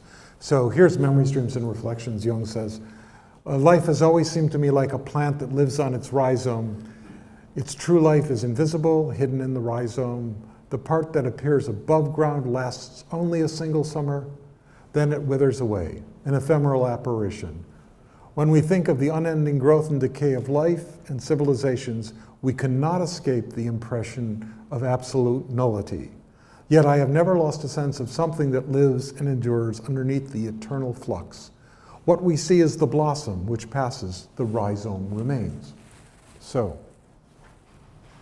And there are other passages. Here's just one short one, volume 13, Visions of Zosimos.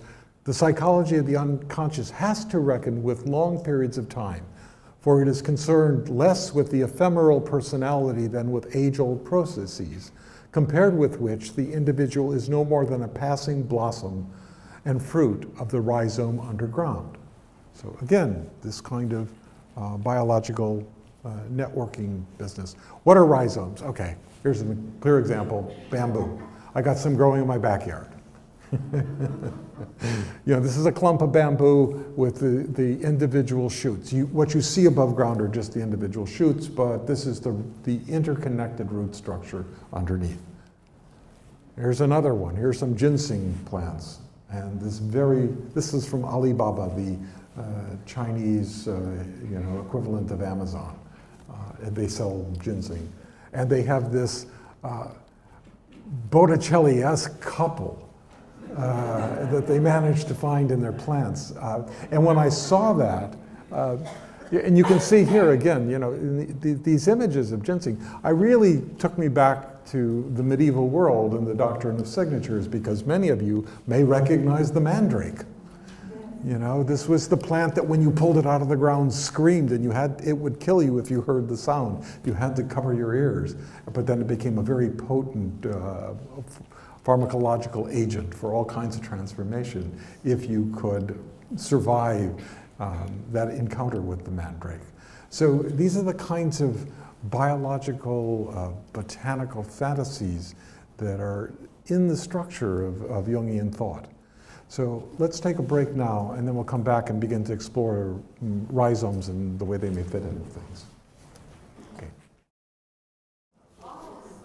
We have about 45 minutes left. I'm on page 3 of 40. I do not think I will try to cram it all in here. I think the most interesting thing to do is to stay with this rhizome stuff, because I think it's got the most future potential in it. So I'll try to work around that. But are there some questions before we launch into this next section? Any residue that we should pick up? It's an interesting thought. We did the turf removal program, and the woman that explained it, that being was biological fungus and bacteria activated in your yard. She said they found that the fungus has miles and miles of connection. So what you do in your yard connects to the yard of your neighbor, your city, I thought it gave you goosebumps. Yeah, we're going to talk about Susan Simard's work. She's one of the fungal botanists that does mycorrhizal networks. That's micro is the word for fungus. Rhizal is this rhizome stuff, and these networks that are 50 miles at a shot. Yes, and I want to look at the structures of those and look at the structures of a variety of other things. Because I think what's starting to happen is a new kind of consciousness about this kind of what I would call the non-local distributed aspects of the psyche. That the psyche, our one person, even our 1-2 person kind of models are woefully inadequate. That these kinds of ecological phenomena are pointing towards a notion of mind that is distributed over a much vaster territory, and that there are many, many non-local aspects to it. That is, you can't just localize it in my head, it's what's going on with me. And this is part of how the subjective and the objective ultimately are into great interpenetration, if not equivalency. So, thank you. Yeah. So the mandrake, hallucinogen. Yeah, Joe, doesn't that point to the idea that the brain is really a receptor rather than a producer? Yeah. Well, it's an interesting question, but I don't want to jump to that yet because I've got some slides on it. I want to talk about that. Yeah, but you're right in tune with a lot of what I'm going to. So one more from Jung, just to give you a feeling about this and to give you the kind of deeper background to it. This is in volume 13, The Spirit and the Curious, and he says, the alchemists described their 4 elements as radici, corresponding to the Empedoclean rhizomata.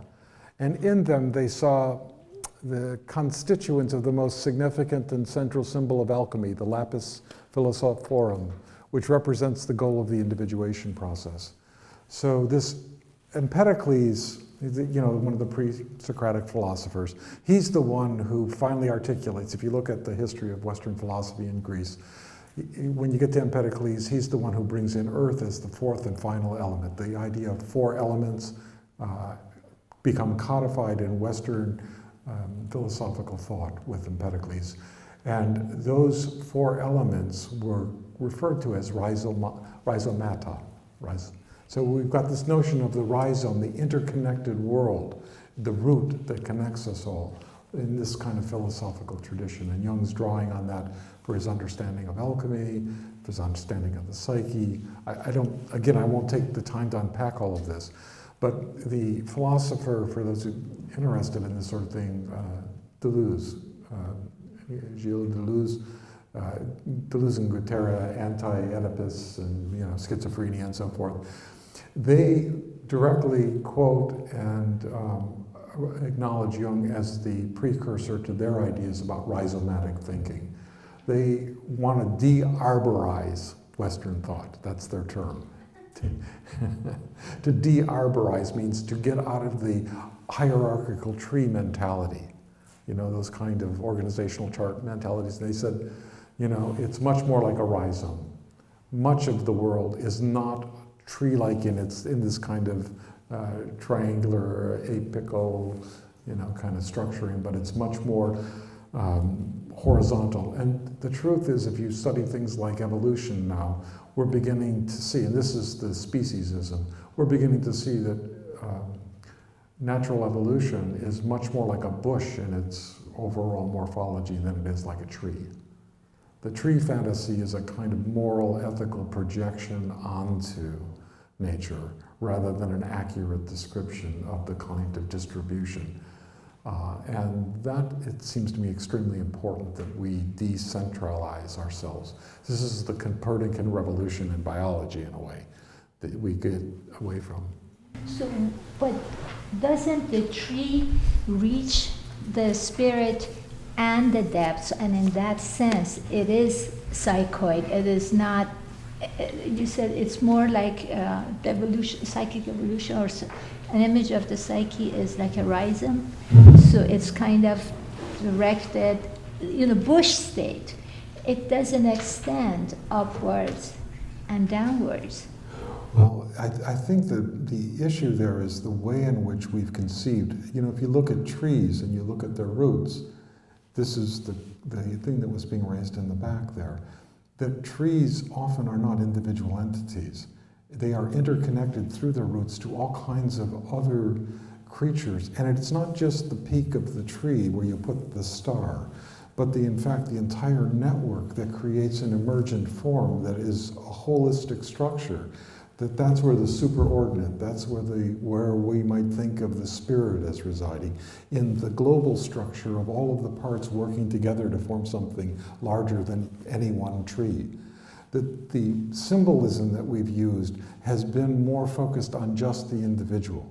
That's one of my questions and one of my critiques is, do we need to find ways to transcend some of the symbolic forms that we're trapped in, not because the basic ideas underneath are wrong, but we may be constrained by the morphology, by the shapes that we're giving to them. In other words, if you think, and this is, Deleuze was doing this, he was, obviously there are many places in the world where tree-like structures function and operate. You can't run a business without a kind of organizational, nobody takes responsibility. If you try to run it just rhizomatically in that sense, it collapses. Okay, the image that comes to me right now is that the roots, which go down, and there's that interconnectedness. You could see many stars there that they're connecting, but also the top of the tree, it's reaching the cosmos, as the stars up there. So. Sure, and how do you make the link between the macrocosm and the microcosm? Okay, so then if what I'm saying is true, then the tree would make sense. Well, I'm going to show you some pictures that are going to show that the top of the tree is a holistic structure. It's not an individual point. Yes, yes, but the top of the tree is connecting to the cosmos. Well, so we got stars above and stars below. Sure, and there's a kind of Kabbalistic tree that has its roots in heaven and it grows down towards the earth. The thing is that if we take the tree image as we normally perceive it out of ordinary consciousness, we get into a certain kind of hierarchical structuring and valuing system that's in there. And we place things where it becomes an inhibition for our being able to see what else might be there. You found this in Jung. If you read his Kundalini seminar, those lectures that he gave, he had terrible trouble going from Muladhara to Svadhisthana, the move from the lowest chakra into the second chakra, because for him it was an image of the night sea journey, and that was a descent. And yet in the chakra system, it's a move up. You see, and it's that kind of relativization that we come at it with a cultural bias that we can't see it as an up movement. And I'm not saying it's up or down. I don't have a privileged position to judge whether it's up or down. What I'm interested in is the way I bring my cultural biases to an image and see it in a particular way and then become blinded to what else I might see if I step outside, if I don't make that assumption. That's why I like what Deleuze did, because he gets me away from my own personal tendency to want to see trees. Oh, I want to achieve, and if I can get to the highest achievement, the golden chain of being, then I've succeeded at individuation. But there may be an element of individuation that has much more to do with a lateral being in the world that doesn't have to do with that vertical achievement as well. And there may be the need for attention between the two of those. You have to put the symbol in the context. And it's not right or wrong here. You have to put either one in its context. And to add to that, to add to the image of the tree up, down, just think of the cross. Sure. And then it joins both of what you're saying. Yeah, and I think that was why I put that from the Red Book, that circle with the cross, that sea squirt up in the middle, Jung's playing with this. I mean, he's playing with the kind of ordering that we normally, I think that's the challenge of psychic reality. And I would say this is one of the things, when we reify these systems too much, we lose the potential to really get how radical the vision is, how it does put everything on its head. Anyway. These are like the beginning of analysis with looking at the scale 3. You're not seeing the energy modalities and not integrating yet at this time phenomenology and ontology and oncology as energy processes, which will completely change, the flow of how we think of cognitive thinking and how we think of action and non-action, because the scale hub system, which we have currently, produces actually drugging of a population with media and not action. So I'm very interested, as this is organically moving, when the modalities of energy will come in as to plasma state and other things that we're just learning about. So this is a good growth. Yeah, it's a challenge. I mean, none of this is sort of in any kind of final form at all. I haven't even published this stuff. It's just a work in progress. And I'm deliberately, being provocative, and I'm interested in the kind of challenges that come back, because I'm trying to sort this out. I mean, I know there's something here. It's very clear. And I can see the roots. I mean, look, the whole lecture in a way is a rhizomatic, it's an attempt at rhizomatic thinking. That's why I'm sort of meandering a lot. It seems like that. When I look at the way Jung writes, I've always been bugged by the fact that he gets critiqued for his writing style, the kind of amplificatory, non-linear form of thought. People often think mistakenly that it's circular, and I think that's wrong. I think he's actually trying to get you into some rhizomatic consciousness. He's doing, phenomena. Yeah. Yeah, I think he's trying to bring forward a phenomena that we tend to ignore. And the question is, can we find a way to pick that up? I mean, I'm deliberately being provocative and pushing this forward. Yeah, well, at least I choose to be, I think. Anyway, let's see where we go with this. I'll skip this. This is just from 1985 to 2010, just the numbers of papers in the inclusion of network in the whole field of ecology. It's just exploding. And the numbers now, if you go past 2010, they just keep going up and up and up, because everybody realizes this is a fundamental descriptor. It is an archetypal pattern. Networks are themselves archetypal in a way. So here are some typical ones. This is a little bit like last night. It's, from the, in quote, top of the food chain. This is a tree model, down to the creatures that serve as the bottom. But again, the tendencies to build these things on vertical lines don't come free. They come with moral readings as well. I mean, and I just want to not say that they're wrong, just it's good to be conscious of what it means when we start to structure these things. And that's why I was mentioning last night about the wolf at, in Yellowstone, and taking them out of the loop and the deterioration of the ecosystem. You put the creature back in and the ecosystem starts to rebound if you're lucky. And so we have this with the who eats who chain here. This is the simplest of these kind of networks. And then where are we psychically in the midst of all of this, and what do we identify with? Here's a marine one. Again, this is just to give you a visual feeling of network, the application of network theory. And as someone kindly told me on the break last night in Science Friday, they were analyzing ISIS in terms of its networks. I did hear that. I very much appreciate all his comments about that. I want to go and hear the show now. And the women were serving a particular important role. The glue, yeah. It's that weak, in quote, weak link that allows the system to have its flexibility and morph into all these different kinds of things. So, a few more things about networks here. This is from a journal on that sort of business. The study of the nexus of interactions among organisms that comprise ecological networks has played a central role in the development of ecology as a scientific discipline.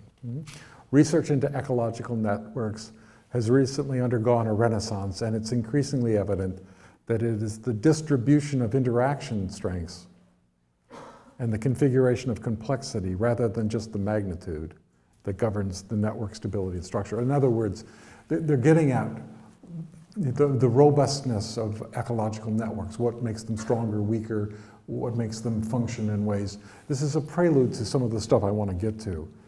And here we can start. This is drawing on the work of Susan Simard, S-I-M-A-R-D. Google her. You'll find plenty of material. You can find some YouTubes on her and so forth. She's a forest botanist up in, I think, British Columbia. And she's done all this stuff on these mycorrhizals. So they're the fungal rhizome networks that these are Douglas firs, the kind of big spiky green ones. And there are several other different species. And these little trails in here are the fungal connections. Now, some of the stuff that fungal network does, say a tree's dying, it downloads its nutrients into the rhizomal, into the fungal network that then redistributes it to other trees. That's one of the kind of communal sharing activities. Warning signals, there are in-groups and out-groups. There are phytochemicals, the hormones that when, say, a herbivore, certain insects are attacking, boring into the bark of a tree, there will be warning chemicals sent out through the rhizomal network to warn the other trees, and they change their own chemistry to protect themselves against invasion. There's a kind of, and this goes across species. Another experiment that I particularly was stunned by, and this one will support classical Jungian symbolism. This was a one where they were studying a group of Douglas firs in this kind of network. And they were wondering, the big question was, how does a little seedling in the midst of one of these forests make its way to the canopy? Because you don't get enough light. If you're doing photosynthesis, if you live by doing photosynthesis, and you're living in the shadows, you haven't got a prayer. You can't get up to the top of the forest canopy to get enough sun to live. So how do they grow up? That's the question. So what Samard and other people did was a very clever, simple little experiment. They took a plastic bag and tied it very tightly, airtight, around a branch.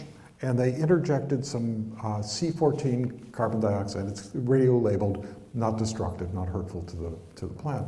And they watched, because part of photosynthesis is, you know, it absorbs carbon dioxide, what we exhale, and it turns it into sugar and gives off oxygen. So they watched the carbon-14 get absorbed into the plant, turned into sugar, and they watched the transport. And what they found were the big trees were transporting much of their sugar to the seedlings. They're feeding the babies, quite honestly. It's very, very direct, clear evidence of, it's very hard not to anthropomorphize these things. It looks like a maternal function. I mean, if you think about mother symbolism of birth and death being associated with trees, almost universally around the world, here's biological, ecological information that does seem to support exactly that kind of, at least that sort of function. It does seem inherent in the ecology of that kind of plant life. And I'm thinking, well, if plants have this kind of elaborate, communicative, interactive system, what does it mean for us as humans? You know, we have nature has several strategies for developing intelligence. One is to distribute it. So, for example, if you look at ant colonies, E.O. Wilson's done a lot of this work. If you look at ant colonies, individual ants don't tend to be terribly intelligent. They sort of just do random things, looking for food or something. But if you look at the conglomerate, if you look at the whole, the whole anthill, the whole colony, they actually display a lot of intelligence. They display developmental changes. So a very young ant colony, when there's been the size requirements get too large, and there's one of the young queens splits off and forms a new colony, they're very aggressive and they grab territory and they're very sort of warlike. And as they establish all of these different facets of their life, and they mature over many, many generations, like 50 years if you study these things in the long term, they become much mellower. They're much more peaceful. They sort of defend their territory and their levels of aggression. So that you see a life in the collective that is radically different than what you can get out of looking again at the individual. This kind of swarm behavior is extraordinary. Example after example, fish do it, birds, starlings are particular. Those of you who ever have seen this murmuration of starlings, the way these birds, hundreds, sometimes thousands of them will flock, and they will make these kind of instantaneous movements, often forming very beautiful patterns. People cannot stop themselves from putting them to music.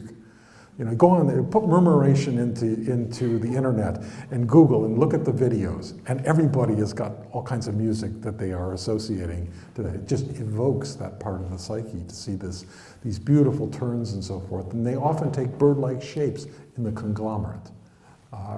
And they have a defensive function as well. It's known, there's this wonderful video of the starlings avoiding the hawks in Rome. The hawks, which will, try to isolate and kill to eat individual starlings, become confused by this kind of mass movement. So it has a profoundly powerful species benefit for them to do this. And it's very clear that there's no leader, there's no sort of head bird that's saying, hey, turn left everybody, turn right. That kind of way would be way too slow, number one. It's a series of micro rules that they're able to be almost instantaneously reactive to the changes in their environment. Now, again, what about us as humans? Are there ways in which we can learn to be in our environment, that we interact? And I think symbols may be, by the way, symbols may be part of some of the tools of our evolutionary history that allow us some of these kind of moves. They automatically clue us. And what we haven't mined as much, and at least from my perspective, is the ecological significance of those symbols and why they're framed the way they are and when they need to be modified and changed. So I'm going to skip over some of this stuff. This is about, oh yeah, good, I'll tell this story. Synchronicities in nature. Let me find the page on this. Remember, I told you last night that Erich Neumann, when he was communicating with Jung, they ended up in that discussion where Neumann got Jung to talk about synchronicities at the origins of life, and made the argument that, in fact, even before there were any kind of conscious beings, there were, in that prehistoric time, there were synchronistic-like events, these kind of miraculous, spontaneous emergences of complexity that drove evolutionary life. And so,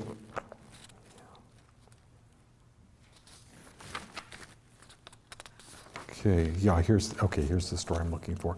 This Cafe Moran, this was an NPR story a number of years ago. It just caught my imagination. This was from the island of Rodriguez in the middle of the Indian Ocean, now part of Mauritius. I'm not sure of the pronunciation. As plants go, the story is it's nothing special. But here's the basic narrative. In 1877, a European visitor passing through Rodriguez made a drawing of this. And it was the only image that we'd had of the plant, because after that, the goats and pigs began to multiply on Rodriguez, and the plant disappeared.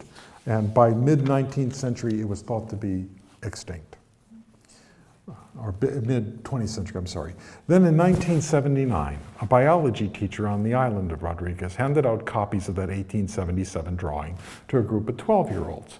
And one of the boys in his hand raised his hand and said, "Please, sir, I've got one near my house." Teacher was dubious. But he took the sample branch and he sent it to the Royal Botanical Gardens at Kew in London, where it was identified. It was wild coffee. In fact, it was the last wild Rodrigan coffee plant in the world. So that's just the start of the story. Then a few years later, Douglas Adams, Hitchhiker's Guide to the Galaxy, he's in Rodriguez, and he's searching for these disappearing wild parrots.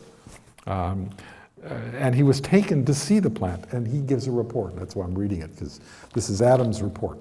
The plant was standing by the side of the road, right by the traffic, and in considerable danger because any plant in Rodriguez is considered fair game for firewood. So they put a fence around it to stop it from being cut down. Immediately after they did this, however, people began thinking, aha, this is a special plant. And they climbed over the fence and started to take off little branches and leaves and pieces of bark. Because the tree was obviously special, everybody wanted a piece of it.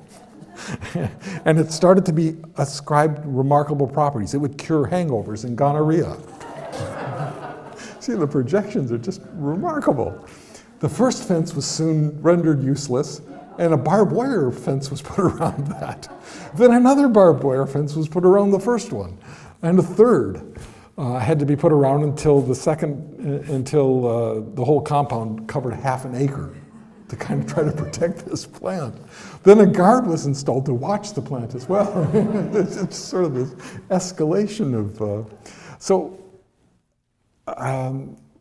There's a book that was called it was called Last Chance to See by a man named Mark Carwood, and he called a botanist, a woman, Wendy Strayham, who agreed to meet the author at in Philadelphia, and a plant specialist in Kew got involved, and they spent an afternoon in London discussing this plant.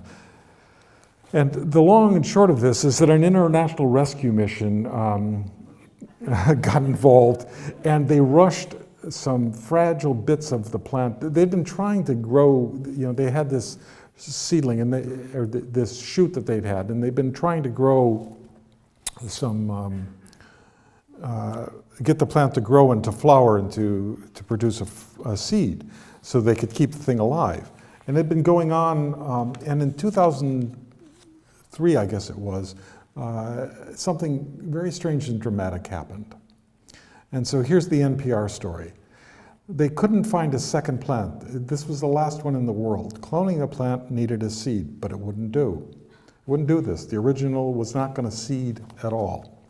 Using plant hormones to get a seed starting, they were trying everything. A cutting from the original plant without any hormones was spontaneously seeded. Then suddenly, both plants produced seeds out of nowhere. The one in Rodriguez and the one in Kew, both suddenly, after 100 years of not producing a seed, suddenly there are two of them in the world, and they, thousands of miles apart, produce two seeds. And nobody understands why this coincidence of seeding happened, but you get the feeling of something highly synchronistic that's in the field of interaction between things, even at this botanical level. And I'm saying this both for the humorous quality of it, but also the question of, again, what do we mean by mind? What do we mean by synchronicity? What do we mean by meaningful coincidence? What kind of structures of the universe must be in place if these kinds of things are not just random accidents? And it really beggars the imagination to try to say, oh, well, it was just an accident that they both seeded after 100 years. And everybody trying for 25 years to get these things, and then suddenly, boom, everybody is. And then, this isn't synchronistic, but I think questions about our visions of biological relationships. Some of you may remember having seen this. This goes back to 2004, the tsunami that hit the Indian Ocean, Indonesia and so forth.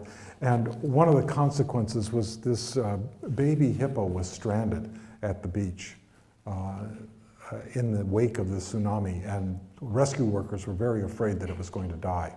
If it had in fact been in the surf much longer, it would have dehydrated because of the salt water. And so they rescued it and brought it to this compound, where it immediately attached itself to this 100-year-old turtle, which didn't like it at first. It started to hiss at it and sort of peck at it and tried to drive the hippo away. But the baby hippo persisted.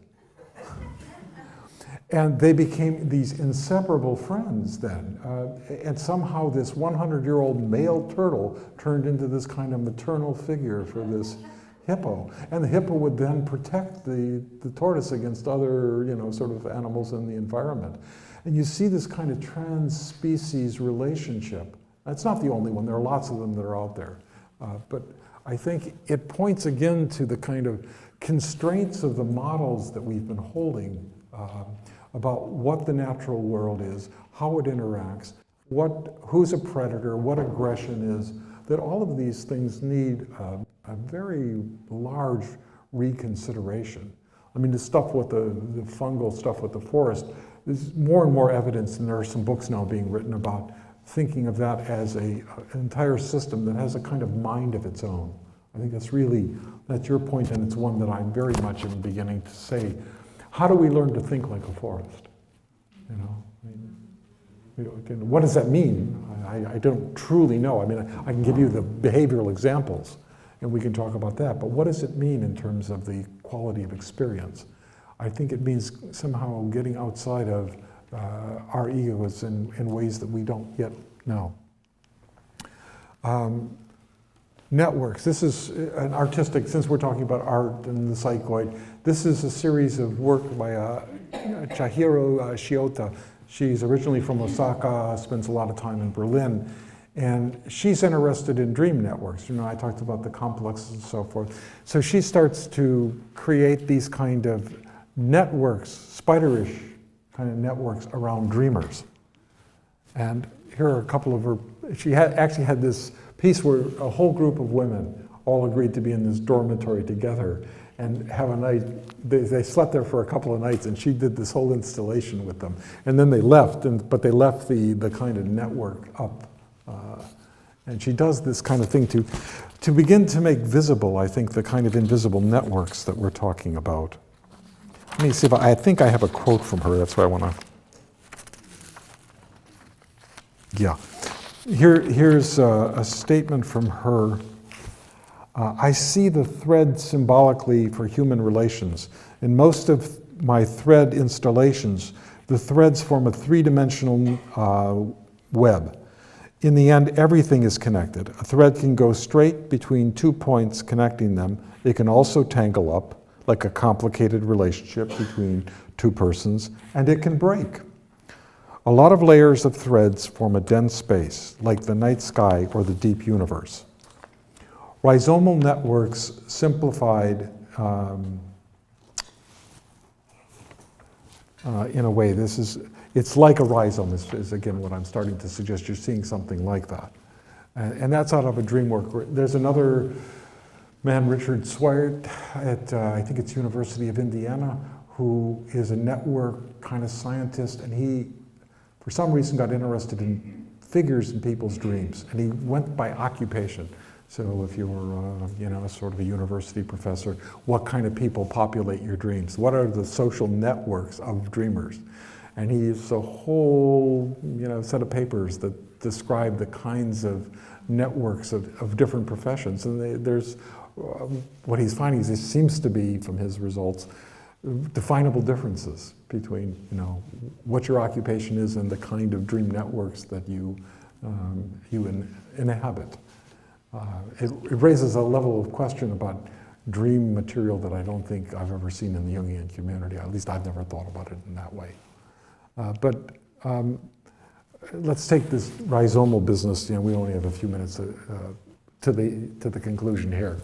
So here's a simplified diagram of a group of neurons in a brain.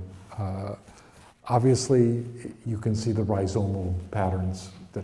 It's part of our neural networks. Now, there are clusters of neurons that function in particular ways and so forth. But in terms of rhizomal structures, what are we looking at here? I mean, it's an interesting question. Just take your best guess at it. You don't need to say anything. Just sort of form what you think you're looking at. And as you hold that in mind, let's go to this picture here. What you're looking at on this side here is neuronal cells in a mouse brain. It's a mammalian brain. It's a thin slice through a mammalian brain, stained to show some of the neurons. What you're seeing over here, and it relates directly to the previous slide, is the cosmic web. This is the largest scale structures of the universe. These are clusters of galaxies, they're sort of in filaments. I mean, we're talking about hundreds of thousands of galaxies. That's the scale we're looking at. And so we go back here, this isn't the whole universe, but this is a good picture of what the largest scale structure of the universe looks like. It looks like a big rhizome, that looks like a brain, that looks like tree roots in a network. Now, again, I think it's very dangerous to automatically correlate these into a single assumption. But it's hard not to say, are we not being told something through the self-similarity of these images about the nature of consciousness? And is the universe itself not structured like, at this point in time at least, like a kind of rhizomal consciousness? And that maybe our brains have some capacity to be in relationship with that. So, I don't think I have time for it today, but one of the things that people do is they get very interested in these kind of filaments, and there are two reasons, or multiple reasons for this, but one is, what pushes them into filaments? Why are they like that? Well, this is the story of dark matter, that it turns out there is this unseen, unmeasurable material that's there. It's called dark matter that seems to have a gravitational effect that causes things to cluster. That's one thing. And then there's something called dark energy, and that's even more difficult to get to.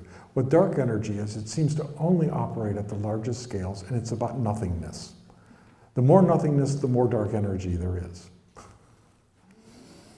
You know, it's so paradoxical when you start to try to go into this territory. But the idea is gravity at normal scales, at all the scales that we've ever known, we just see gravity. But once you start to get to these very, very large scales, there seems to be a repulsive force operative that only shows up at the largest of scales, even though it's everywhere. It fills our room here, but it's at such a low intensity, it's completely masked and overwhelmed by gravity, so you don't have any feeling of anything being pulled apart in that sense. And yet this is going on in the universe. We now have very clear evidence that whatever this repulsive unknown force is, this dark energy is, it is very much part of the architecture of this rhizomal world that we're at least currently living in. It's been going on for about half of this force has become more and more dominant for about the last 7.5 billion years, about half the life of our universe. The first half of it wasn't around so much. Nobody could, there wasn't evidence of it. And then the tipping point happened about 7.5 billion years ago. And the universe expanded to a point large enough that the repulsive force began to start to kick in and began to create these kinds of structures. If you want to get a sense of scale, the universe that we know, our world, is the world, the atomic world. Earth and all of us and everything else, we're in this part here, about this 4.6% of what the universe is made up of. You know, I mean, it really is relativizing. This is the point of this. It's funny, these numbers, you know, that keep showing up. If you study, for example, now you know there's been all of these, it doesn't relate to this, but who knows. There's been these studies about Neanderthal genes since we've studied the genome, that almost all people with European ancestry are between 4 and 6% Neanderthal in their genetics. People from Africa, it's not true, because the Neanderthal strain of the Homo sapien line came after the exodus out of Africa. So they have far less of a Neanderthal gene. But Europeans, and it's different, it's lower for Asians than it is for Europeans. But this 4.6 number is an often similar number. 10,000 was a number that came up today. It's another one of these curious numbers that you repeat something about 10,000 times as part of getting to expertise. So what I'm saying with this is, what are these numbers telling us about reality? If we're going to do this number archetypal thing, this is one of the things we have to ask. Most of the substance of the universe is dark matter, something we don't even know what it is, or guesses, but nobody even knows what it is. But it forms up about 25%. And by far, the bulk of what's out there that is dark energy. We're left with something, and I'm not going to take the time in 2 minutes to try to unpack this, but if you study things like Huayan Buddhism and the kind of achievement of nothingness, and that it's a kind of, and this is a Chinese adaptation of Mahayana Buddhism that involves a kind of Taoist filtration into there. And its formation of nothingness is a fruitful nothingness. It's not just a kind of blank emptiness. And it turns out that if you look at dark energy, those kind of, in quote, seemingly blank, empty spaces, they have spontaneous production of particles out of them. It's called the zero-point energy field, where you just spontaneously get emergence and disappearance of particles in and out of that field. The visions are remarkably coherent one with the other. So what, again, was happening in those kind of meditative experiences that people could describe these kind of fundamental structures that it's, you know, that here it's taken us to get into the 21st century to even have a peek at it from an external point of view. Okay, I think that's about as much time as we've got for today. So, thank you all.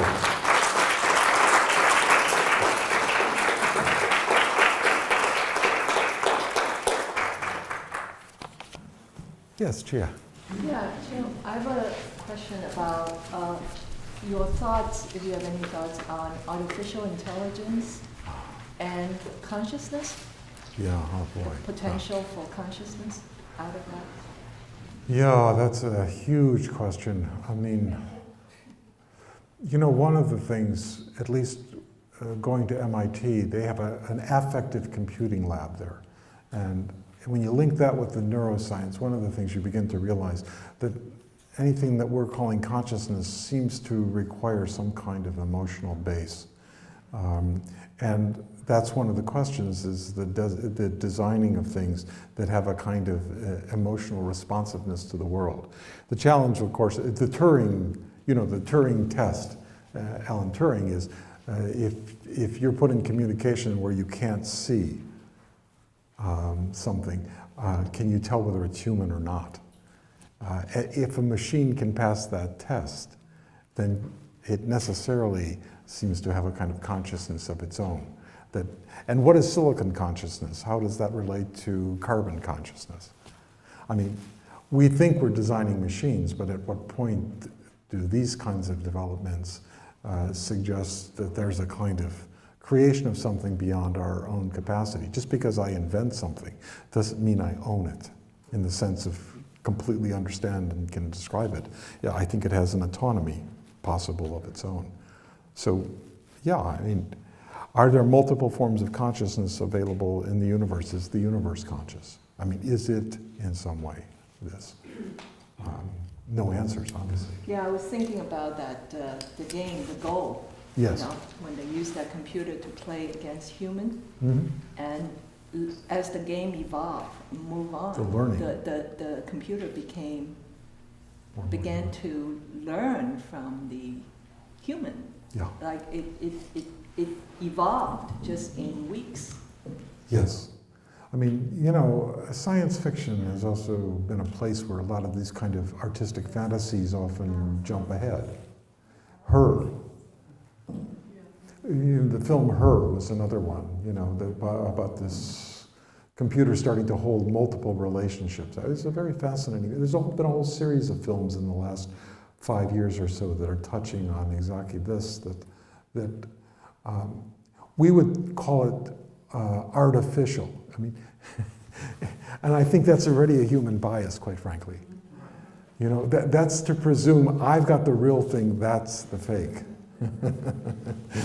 I become much more cautious as I get older about this, about that I know that my kind of centrism somehow does that. Yeah. That's what strikes me about a lot of this, is that we're amazed is amazing. When you showed like those, you know, what was it, the rat, the cells of the rat brain, and the mouse. Yeah, I mean, that's right out of Alchemy 101. As above, so below. Editor, you know, picks out all the alchemical recipes, solvate coagula, which is just another way of talking about these the repulsive and contractive forces. And, right. You know, it's all there. I mean, we're just building on, you know, what's been building for 10,000 years, and it's amazing. It's amazing that we're amazed. Yeah, please. I want to go to dark matter. As you were defining it, you said unseen, unmeasurable dark matter. That is it creating or is it relating? I lost the rest of the sentence. Yeah, I mean, dark matter, it is only knowable through its effect. It has a gravitational effect, so we know about it. This was first predicted in 1932. Fritz Zwicky, a Swiss man who moved over to the U.S. to work with Robert Millikan down at Caltech, began looking at various galaxies. This was right at the beginning with the Hubble telescope and so forth, of beginning to find that the island universe we live in is only one of many.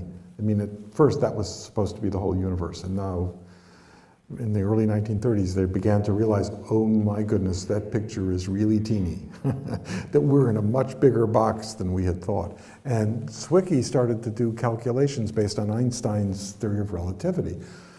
and they came out dreadfully wrong, like 100 orders of magnitude wrong. And he said, there's got to be a whole lot of other stuff out there that we don't know how to see. And he coined the term dark matter. Now, nobody knew what to do with it until the 1970s and 80s, when people started to activate, and this for me is psychologically such an interesting moment. In the late 1970s, scientists suddenly started to say, what's the shape of the dark? You know, what is dark? If we look three-dimensionally, how much out there is dark and how much is light? So suddenly they started to map the realms of the dark. Now, as a depth psychologist, it sounds like a pretty interesting project to me. You know, it's like, oh, you're getting interested in what might be an equivalent to an externalization of a kind of unconscious mind. You know, that, oh, gee, what's in the dark is actually of some great interest, and its shape has to do with the fundamental nature of the shape of the universe. So that's when the dark matter piece got really going. And then the questions of expansion and contraction of the universe came in, and following those lines, the kind of shocker is, you know, there was kind of several different models until this business of, oh my goodness, the expansion is increasing and it's speeding up, and what the hell is driving it? I mean, you know, shouldn't it, you know, even if it expands to infinity and goes to nothing, shouldn't that be slowing down, not speeding up? Because if it's speeding up, there's a repulsive force. And what kind of repulsive force? Nobody knows what that repulsive force is. That's why it's labeled dark energy, because it's unbewusst, unknown. You know, it's like what Jung and Freud would call the unconscious. It's totally unknowable right now. So I'm saying that there's a kind of externalization. Vicki? Oh, okay. I have a question. Okay. Indicating her. Okay, all right. I have a question that goes back a little bit. You're talking about the hierarchical rendering of trees, of ecosystems, Yeah. and I'm wondering if it's somehow related to the human sensitivity of scarcity, that we put the thing that there's the least of, which actually may be foundationally the least important, Yeah. but still intrinsically related. Sure, That's gold. not because of our own perspective, sort of Mhm. blinders that we frame things in what scarcity and what we. Yeah, it may be blinders, it may be, it's a value system, that's for sure. And the question is, what are the conscious and unconscious motivations behind the value system? You know, I mean, so let's take alchemy for a moment. Gold is a rather limited, there's a rather limited amount on the planet. It turns out there are other things that are even more limited than gold, but gold doesn't tarnish. And you can get caught up in the kind of avarice and the pursuit of gold as a metallic substance in scarcity. But when you include in the kind of symbolic projections that have been implied to that, then you get into a whole nother layer of questioning about, and this is what Jung was saying, is that some of the alchemists had the capacity to withdraw the projection from the material object and just say, oh, let's build something scarce, to, oh, the quality of consciousness that we are projecting on scarcity, it's a scarce quality of consciousness to be that aware. That's of interest. So the goldenness moves from being something you try to possess as an object to some kind of transformation of consciousness into another kind of level of awareness. And so then the metaphor of gold shifts radically. The problem is that we tend to get, the scarcity metaphor makes us avarice. You know, that's where we get trapped.